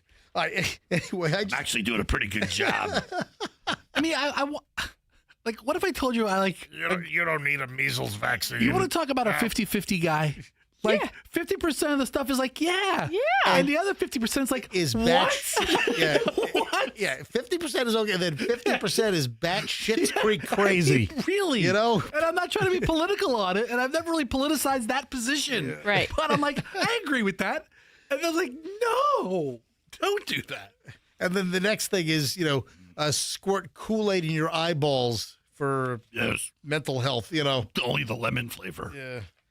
Anyway, so get your vitamin C. That brings to a close our drink segment here on the MJ Morning Show. Going to have a big glass of liquefied beef tallow. I recommend that everyone drinks a glass of turpentine a day. See, that's the crazy part. Yes. 50% I don't agree with. Right. Cheryl, let's make out. Right. Kiss me like you kissed Larry David. Right. But listen, you don't want to do any vaccines, but you need to eat gerbil turds. Gerbil turds are organic. Gerbil turds are a really good part of your diet. All right, on to Savannah Guthrie. What is this? A former FBI agent believes that the decision not to call in civilian search experts in the hunt for Nancy Guthrie could signal authorities are close to making an arrest. What? I don't know. I don't know. Jennifer Coffindaffer. Oh, Hold on. What, you know the Coffindaffers? do you She's been called out on Twitter, like when we were really in the thick of the. Oh, so you know Jennifer Coffindaffer? I don't know her, but that was one of the names that, like, when Ashley Banfield had her big break in the story, they were like, "Oh, is it that one?" And they were calling her kind of a hack, and claiming that she's she's the former FBI person. Yeah, Agent Coffindaffer. That is the makey-uppiest name I think I've ever heard. Coffindaffer. No, they're from the Coffindaffer lineage. Jennifer Schmooky Schmuckler. Jennifer Coffindaffer speculated that it could be telling after United Cajun Navy. You've heard of the Cajun Navy. They do also rescue missions, Let me tell you something. I know about the Cajun Navy. They go to distressed areas and rescue people in boats. Yeah, so, you have a Gray Bull Rescue doing rescues. You got the Cajun Navy. Gray Bull and Cajun Navy. So Jennifer Coffindaffer. We got that old Coffindaffer girl here. She's directing boats down there in Louisiana. She said that it could be revealing that the United Cajun Navy, a volunteer-led search organization, revealed that it had offered the Pima County Sheriff's Department last week help to search for the missing 84-year-old mother of Savannah Guthrie. They never heard back. Okay, dude. So now Coffindaffer seems to be saying, maybe they're close to an arrest. I mean, that sounds like a hell of a leap or a jump. I don't mean to besmirch the fifth arm of the armed forces of the United States, the Cajun Navy. But what are they doing waiting this long to provide volunteers? Last week they contacted Pima County.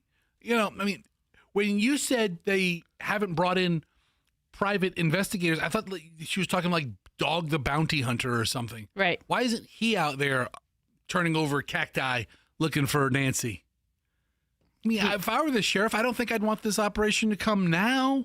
We've already scoured everything. Yeah. Coffindaffer. Miss Coffindaffer.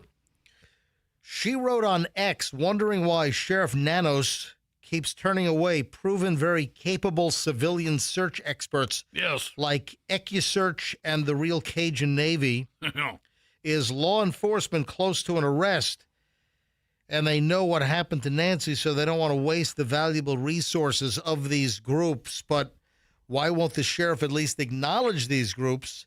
Half glass full, hoping Ellie is getting closer, she wrote. That's Coffindaffer. Well, Ms. Coffindaffer have a good point there. Us Cajun Navy people need to be acknowledged by the sheriff. I'm going to call a funeral home right now and see if they carry the Coffindaffer line of caskets. You a Coffindaffer gaffer. And Savannah was spotted up in New York again. Yeah. God, I can't imagine. I mean, she looks awful. Well, she has a family. I mean, she has kids that probably need her. They probably missed her terribly, and having to explain this to the children about what happened to their grandmother. I mean, it's got to be really just a difficult time for her. I'm looking at a picture of her, and she just looks so bad. I mean, I don't mean that in a... Just worn out from this whole experience. Yeah, and I feel so bad for Savannah Guthrie. I mean, I wish that I could, just sprinkle some fairy dust and make it all right again, and, make mommy show up and... I mean, just what a nightmare. I mean, for her to, but what is the motive? Who did this? Why was it targeted? I have no clue. This is insanity that here we are. We're going to be going on 2 months in like 10 days or 2 weeks. It's going to be 2 months that Savannah Guthrie's mom was snatched in the middle of the freaking night, gone without a trace. I mean, this is the crap that you make up for a movie script. And she was back up in New York earlier this week. She was walking with her husband, Michael Feldman, and their son. I mean, she has a 9-year-old. She has an 11-year-old. They're so young. They have their routines, and she has to divert her attention to finding mom and be away from them for such an extended period of time. All right, 9:22 at the MJ Morning Show. When we get back, it's the final segment here on a Thursday. We got some celebrity stuff we got to deal with. Oh, Katy Perry. I like Katy Perry, but this is aggravating to me. Oh, Michelle loves Meghan Markle. Why? Michelle is a massive Meghan Markle fan. From the moment that she first saw her in the original Suits, Michelle, what are you laughing at? From the moment you saw her in Suits to the moment she took down the monarchy. You've been a fan of all of it. I don't like the monarchy either. I think it's stupid. We have a lot of stuff next. Don't move. We're back in a minute. Oh, and incidentally, if you're looking at Fester on MJ... Don't even bring it up. I don't even know the password. Fester's ruined all the... Well, luckily, he didn't wreck my TV. I'll ruin it right now. The clickers are right here. Don't touch the clickers. Don't touch anything in here. Don't touch anything mechanical. Nothing electronic. So Fester is touching remotes, shuts off and ruins our live broadcast TV across the other side of the room. Great. The TV behind him, which is supposed to have a logo on it, that's all messed up. Now he's like disconnected the Wi-Fi from the TV set. How do you do that? We've got to enter your password keyboard on the screen now for the last 2 hours. All right, back in a second. Final chunk, MJ Morning Show next. Here on Q105, 104.7 FM. Let's talk about your air conditioning. It breaks. How do you get it fixed? This is easy. You call Air Rescue, airrescue.com. What's the number? 888-NEVER-WAIT. What does that mean? 888-NEVER-WAIT. I'll tell you. When they say they're going to be at your place, they'll be there. If they're not there, they will cancel the diagnostic fee. They will not charge you the diagnostic fee. 888-NEVER-WAIT for Air Rescue or airrescue.com. When you need an air conditioning company, folks, to fix your air conditioning, another cold snap coming next week, your heat when it is needed, you call Air Rescue. Formerly Plan B Air Conditioning. They rolled Plan B into the already long-time existing Air Rescue. Same owners, great staff, honesty, integrity, tons of great reviews. I've heard great reviews over the years. If there's anything wrong with your air conditioning, folks, it's airrescue.com. Mention me, MJ, get 10% off. airrescue.com. When you want Genesis, you have a new option. These cars are fantastic. The cars, the SUVs, they look great. They perform great. They are engineered very, very well. They are safe vehicles. It's Genesis. People that buy or lease a Genesis vehicle, they keep going back. The loyalty is off the hook. My parents, for instance, I think they're on Genesis number 5. Julian, my son, rented one last summer for a film project. He rented it at Hertz at the airport. He was in a G70, one of the cars, and Julian's like, I love this car. I'd buy one of these. That's my 21-year-old kid. So when you want Genesis, folks, you head out to Genesis of Tampa. We now have a Genesis dealership in Hillsborough County. So now you can shop around, get a better price, folks. If you're in a different county, you can come to Genesis of Tampa now. Before, you were locked in there. Now you got a new option to get the best possible price. GenesisofTampa.com. Hey, this St. Paddy's Day, it's wear green. Buy green, save green, wear green to Miracle Toyota in Haines City or to Genesis of Tampa, and boom, you'll save. Yeah, $500 off any vehicle in stock. Buy anything that's green in color or an EV, get $1,000 off. I mean, what a great offer. GenesisofTampa.com and tell them that MJ sent you. Traffic's on, 926. Final check this morning with Schreiner, and then we're back in minutes. Final chunk MJ Morning Show is moments away. In Hillsborough, I-4.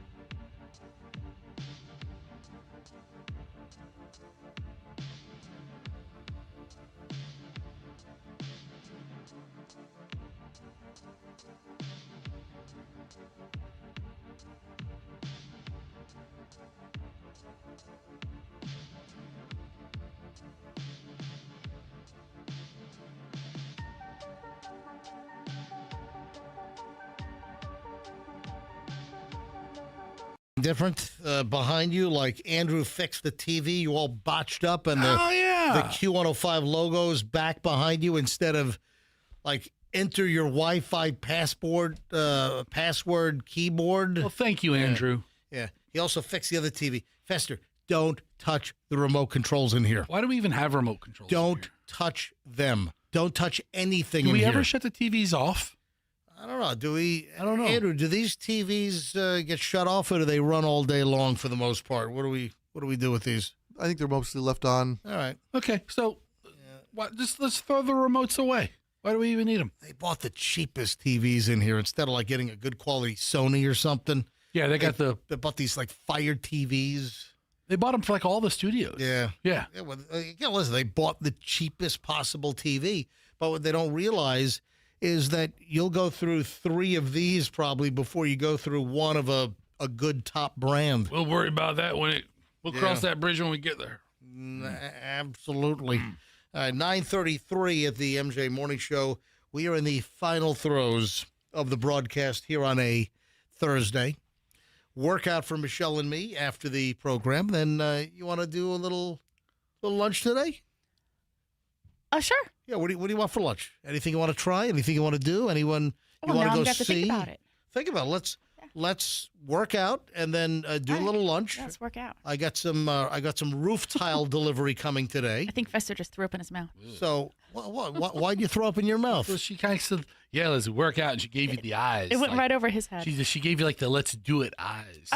This is why I'm never worried about him, because I flirt with him and he's still oblivious. I'm like, dude, you're out there in the real world and someone flirts with you.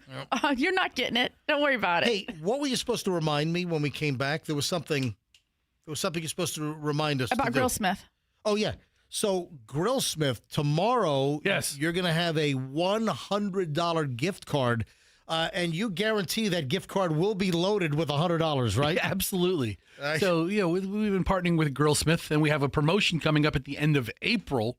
But every Friday we give out a $100 gift card and an invitation to an exclusive Grillsmith dinner with everybody. With all the other winners, with 10 other winners. It was the most planned out, thoughtful promotion of all time. You know what? It's kind of put together, but I'm excited to do it. Yeah. Anyway, great news. Tomorrow during the MJ Morning Show, listen, and at some point during the broadcast, you will hear Fester say, "Call now to win a $100 Grillsmith gift card." So it's going to be like a little recorded call to action piece tomorrow, and it's going to run again next Friday. And then the Friday after that, we'll give it away live. Phenomenal. Fantastic. Yeah. Katy Perry. What is she doing, Michelle? I like Katy Perry. Remember, Katy was so sweet to Chloe when you took Chloe to see Katy Perry back at the Ice Palace years ago. Well, Chloe was probably, 8 years old? She was in 3rd grade. So was that 8 years old or so? Yeah, 8 or 9. Yeah. So what is she? She's still dating that Canadian guy? I think so, man. They are hot and heavy, aren't they? President of Canada? Yeah, well, the former prime minister, what's his face? I forgot his name. Gerardo? No. No.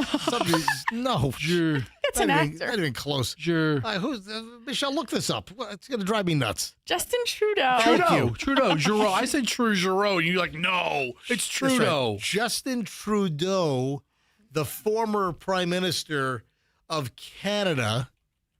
Right? Was he prime minister or president? I think it's prime minister. Canadian prime minister. Yeah, prime minister. Yeah. So they're hot and heavy. Yeah. Mm-hmm.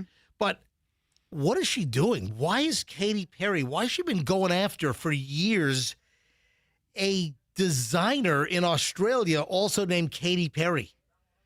You know, you can have the same name. I mean, just because Katy Perry is a music celebrity and performer doesn't mean you can preclude a designer with the same name from using their name to peddle their wares. I mean, Katy Perry is such a common name. I know several. I've known over my life several Perrys. Australian designer Katy Perry wins a high court appeal versus pop star Katy Perry. Yeah, Australian designer Katy Perry, she's Katie, by the way, has won her high court appeal against pop megastar Katy Perry, Katy, in a years-long trademark case. In a decision on Wednesday, high court judges found that Katy Perry had not hurt the U.S. singer's reputation or caused confusion with her clothing brand, which started in 2007. Katy Perry, who changed her surname to Taylor in 2015, successfully sued Perry 2 years ago for selling merchandise during the 2014 Australian tour. Anyway, come on. I don't get this. Yeah, it seems like a low-level target. Right, speaking of singers and garments, Michelle, are you familiar with the Taylor Swift $60 pickleball skirt that's going viral? Mm-mm. Oh, you need to get this. It's a skirt, which is what? A skirt and shorts. Yeah. And I guess it's called a pickleball skirt. It's $60. Oh, here's a picture with Katy wearing it. No, that's not Katy. That's Taylor Swift. Oh, Taylor. Yeah, sorry. Taylor. Katy Yeah. Taylor, sorry. My We're apologies. done with Taylor Swift. Oh, we're done with Katy Perry. We're just starting with Taylor Hold on. Swift. I'm sorry. You've got me all confused. I'm confused. Why don't you go touch the remote controls now, too? Touch something. Yeah. It's a pirouette skirt from Pop Flex. She looks great in it. And she's on a pickleball court wearing the skirt, and they're calling it the pickleball skirt because Taylor Swift wore it on a pickleball court. It's a cute little skirt. Looks very cute. You can score it for $60, and it's in Taylor's favorite lilac shade if you choose. Or there are 18 other shades of the skirt if you're interested. Pop Flex, $60, 18 shades. Be like Taylor. Be like Tay-Tay. So I click the Pop Flex link. Yeah. Oh, no. And it's crashed. It's totally I'm on it right crashed. now. Yeah, it says page not found. Michelle, you're on it? I'm on it. I'm on the. Okay. Oh, what a shocker. No, Fester can't operate a website. Elle Magazine has a link to Pop Flex right here. I'm shocked at this information. I'm shocked at this information. I mean, it comes in like 20 colors and a complete size range. It's 18 colors. What I was And just she kind of said guesstimating. like 20 colors. All the way from XXS, which is extra small, to 3X. So I'm looking on the Elle Magazine article about this, and then Elle has all the knockoffs you can buy. For half the price, right? Amazon has a similar looking skirt for $28. Oh, instead of the $60. Yeah. Yep. Here's another one that's pleated like in the front for $19. $19 at Amazon. All that same color. Look at that. All right, Michelle, you're going to want to hop on a flight and get to the special girls' weekend with Meghan Markle in Australia. A lot of Australia today. Yeah. For some reason. Good day. Yeah. The Duchess of Sussex will appear at a women-only weekend retreat in Sydney. Tickets start at just $1,800 a piece. What? Yeah, I don't know. Who the hell wants to go on a women's retreat with Meghan Markle?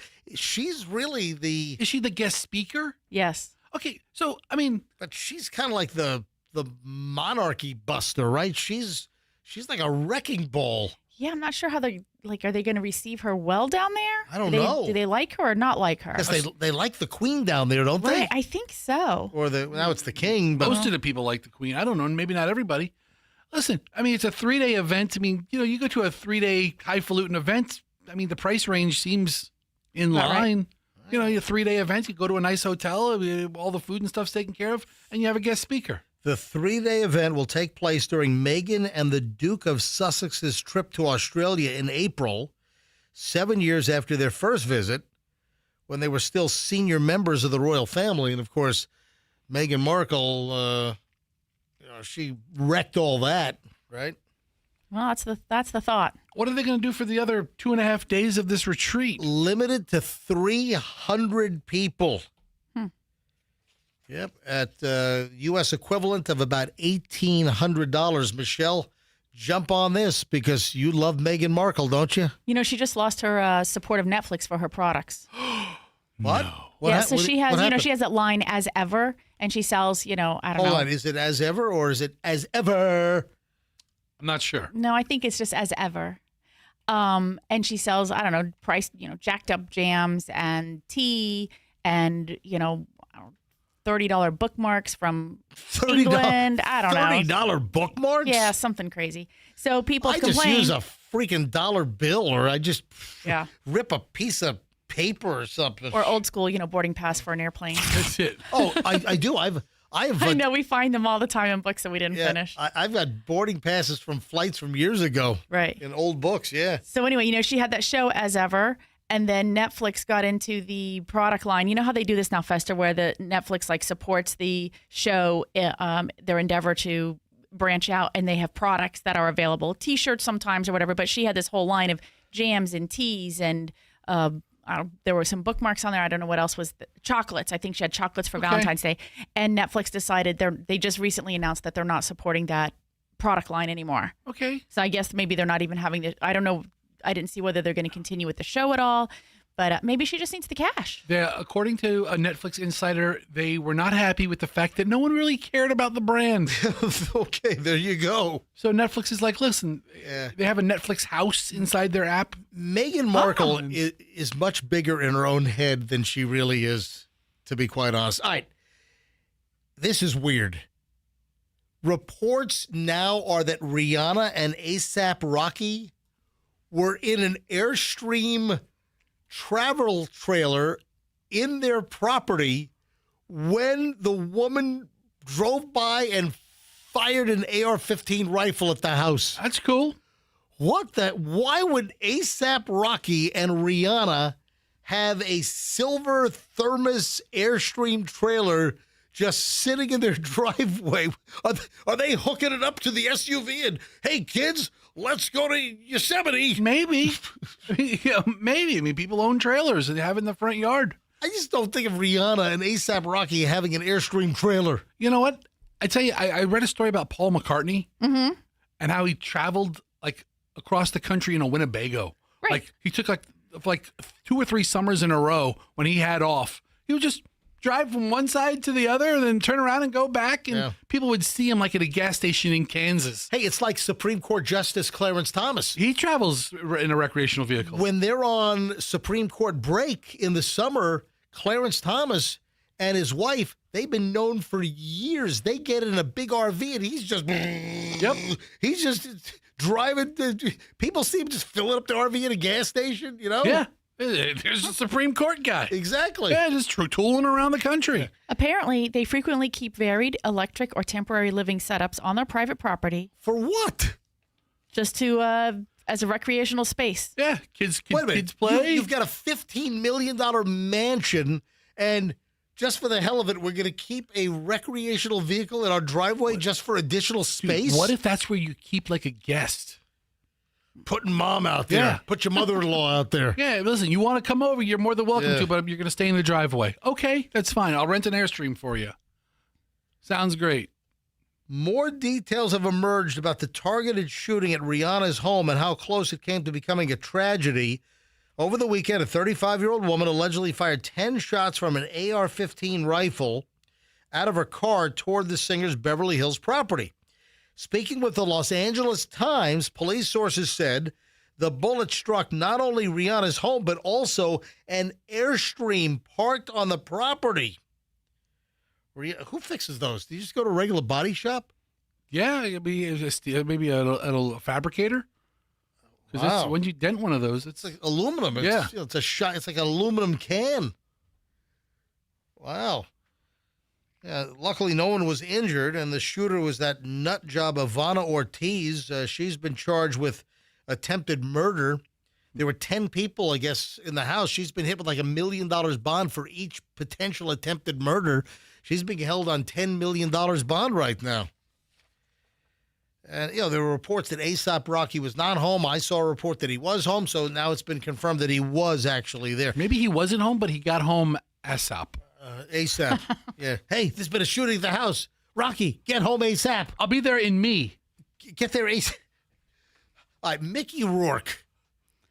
The latest thought, man, he's a mess. Is he taking the money? No. And now he has been evicted, so he's out of the place. Now he's claiming there's a rodent problem. Mickey Rourke says there's a good reason why he stopped paying rent at his L.A. pad, claiming the place was infested with rodents and had other serious maintenance problems. He told TMZ the reason I stopped paying rent was because the living conditions in the apartment had become unacceptable. So wait a minute. You stop paying rent, but you still live there. Don't you just get the hell out? If the living conditions are that bad, you got all kinds of vermin, and you got little rats running around and other broken crap. You stay there? Oh, I'm not going to pay rent. I'm going to rack up $58,000 in back rent. But I'm going to still stay there, even though, allegedly, there are rats crawling all over the place. That makes no sense to me at all. Why wouldn't this come out earlier? When they had this GoFundMe and he was in the news for trying to save his home or his back rent? Right. Why wouldn't he have said, listen? Listen, I think he spent all the rent money on frigging up his face with whatever plastic surgery he's had done, because it's just all twisted and warped like you got some silly putty you're stretching every which way. That's what that looks like. Anyway. Also, he's a little off his rocker, isn't he? He's not completely on his rocker. Okay. I don't know his total rocker situation, but he ain't good with it. Michelle, do you know what's going on with Janet Jackson and Jermaine? They're clashing over this upcoming Michael Jackson biopic. I don't know. Are they in court over it? Well, Jermaine and Janet apparently were in a heated phone call. Right. And they were screaming at each other. Yeah, Janet Jackson smack in the middle of a heated battle with brother Jermaine and other family members over the Michael biopic. Michael the movie? Yeah, it's called Michael. Mm-hmm. It's kind of an unoriginal name. Yeah, one source closely tied to the family tells us Michael Jackson's siblings first got into it during a phone call on the heels of the whole family getting together in L.A. last week to screen the movie, which hits theaters next month in April. We're told that Janet was very critical of the film while Jermaine loudly applauded. Oh, Janet didn't like it, and Jermaine's going, oh, yeah! It promises to be a very real and honest look at the singer's triumphs and personal struggles. Does he touch kids? I mean, if it covers everything. Yeah. I mean, it has to put him at least in the same room. With kids? I mean, that's some of his, is that a triumph or a personal struggle? I wonder if they have a scene at JCPenney. On sale day. Because Michael Jackson was there. Because boys' pants were 50% off. Damn it, you ruined the joke. What's that? 50%. They were half off. The joke is little boys' pants are half off. It's the same thing. No, it's not. It doesn't sound the same. Hey, how about you take those pants 50% off? Yeah. See? No. Listen. All right, whatever. You're making out and you pull your pants 50% off. That's not the joke. I wrecked the joke. joke. Is little boys' pants are Oh half my off. gosh. Sorry. Little boys' pants half off. I wrecked the joke. But I tell you, I'm watching the trailer on mute without the sound on. And I mean, there's some like pictures of their place in Gary, Indiana, where Joe Jackson's making them dance in front of the dinner table. You know what? That's the next hot spring break destination. Gary, Indiana. Gary, Indiana. What was that? Was that a Broadway show song? Gary, Indiana, Gary, Indiana. It was the Music Man. That's right. Then he got shot at the end of it. Gary, Indiana. I got shot. A drive-by. Like Gary, Indiana is like worse than South Chicago. It's right? a violent. Yeah, Gary, Indiana is a violent place. Or last I heard. All right, before we get out of here, a couple of quickies. There are 8 new emojis that just recently dropped on the iOS 26.4 update. Oh, yeah? Yeah. We're Android. You're Apple. So I don't know if you have the latest 26.4 update. Knowing you're probably on 4.6. I think mine is supposed to do it automatically. Yeah. So Michelle and I are Android. My kids, they're both Apple. So, but we're hearing that some of the new emojis available on Apple are also now available on Android as well. I'm not an emoji user. I just don't think adults, if you're over the age of 30, dude, I just don't think you should be using emojis. Don't get me started. Emojis are a kid thing. I'm sorry. Do you agree or disagree? I completely agree. Thank you. Thank you. Do you know who the biggest emoji user is? Who? Dennis Phillips. Oh, is that right? Yeah. Dennis Phillips. How often are you texting with Dennis Phillips? I don't know. But from ABC Action News. No, I'm sorry. Now Tampa Bay 28. He is the king of the laughing emoji where like the eyes pinch shut I've gotten and the that. tears. No, it's spinning. Spinning. It's the spinning laughing emoji. Yeah, Dennis has sent me that on numerous occasions. He does that a lot. Right. Anyway, the latest emojis. You have a trombone. Okay. You've got a treasure chest. You've got a distorted face, kind of like a fisheye looking face. Then you've got something they're calling the hairy creature. It's freaking Bigfoot. It's Sasquatch. Is he walking? Oh, really? Yes, it's a walking Sasquatch. That's cool. It's a Yeti, Sasquatch, Bigfoot. Then there's a fight cloud. What's a fight cloud? You know, the cartoon where it's like a big cloud and all the stars are coming out of it and the pow punch and like the action drawing.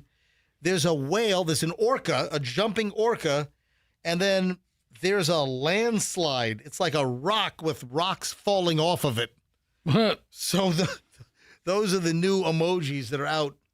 I want to see the Bigfoot one. I got it right here. Take a look. I'm going to hand it to you right now. I'm going to send that to you all the time. Well, no, we might not have it. Oh, we won't? We're not on Apple. Here. Oh. There it is. Take a look. Those are the brand new emojis. And with that, we got to say Bubs. Bubs bye. All right, so we're going to take a little time off. So I'm going to take tomorrow as a comp day because the company owes me. I'm still going to. How many days am I still leaving on the table, Michelle?